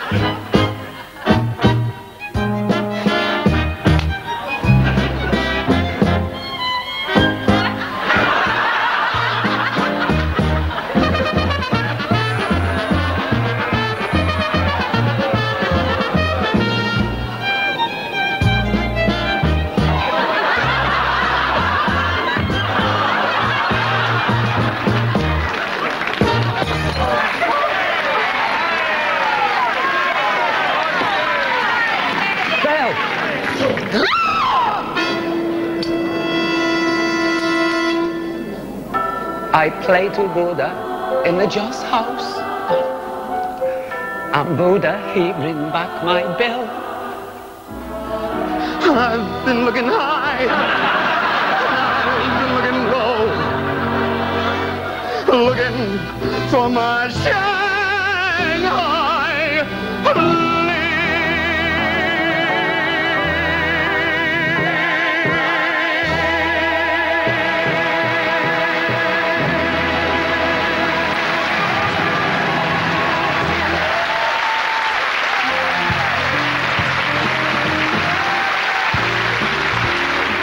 Comedy 3 times over on BBC 2 tomorrow night, starting at 9 with Shooting Stars, followed by The Fast Show, and then Julian Clary.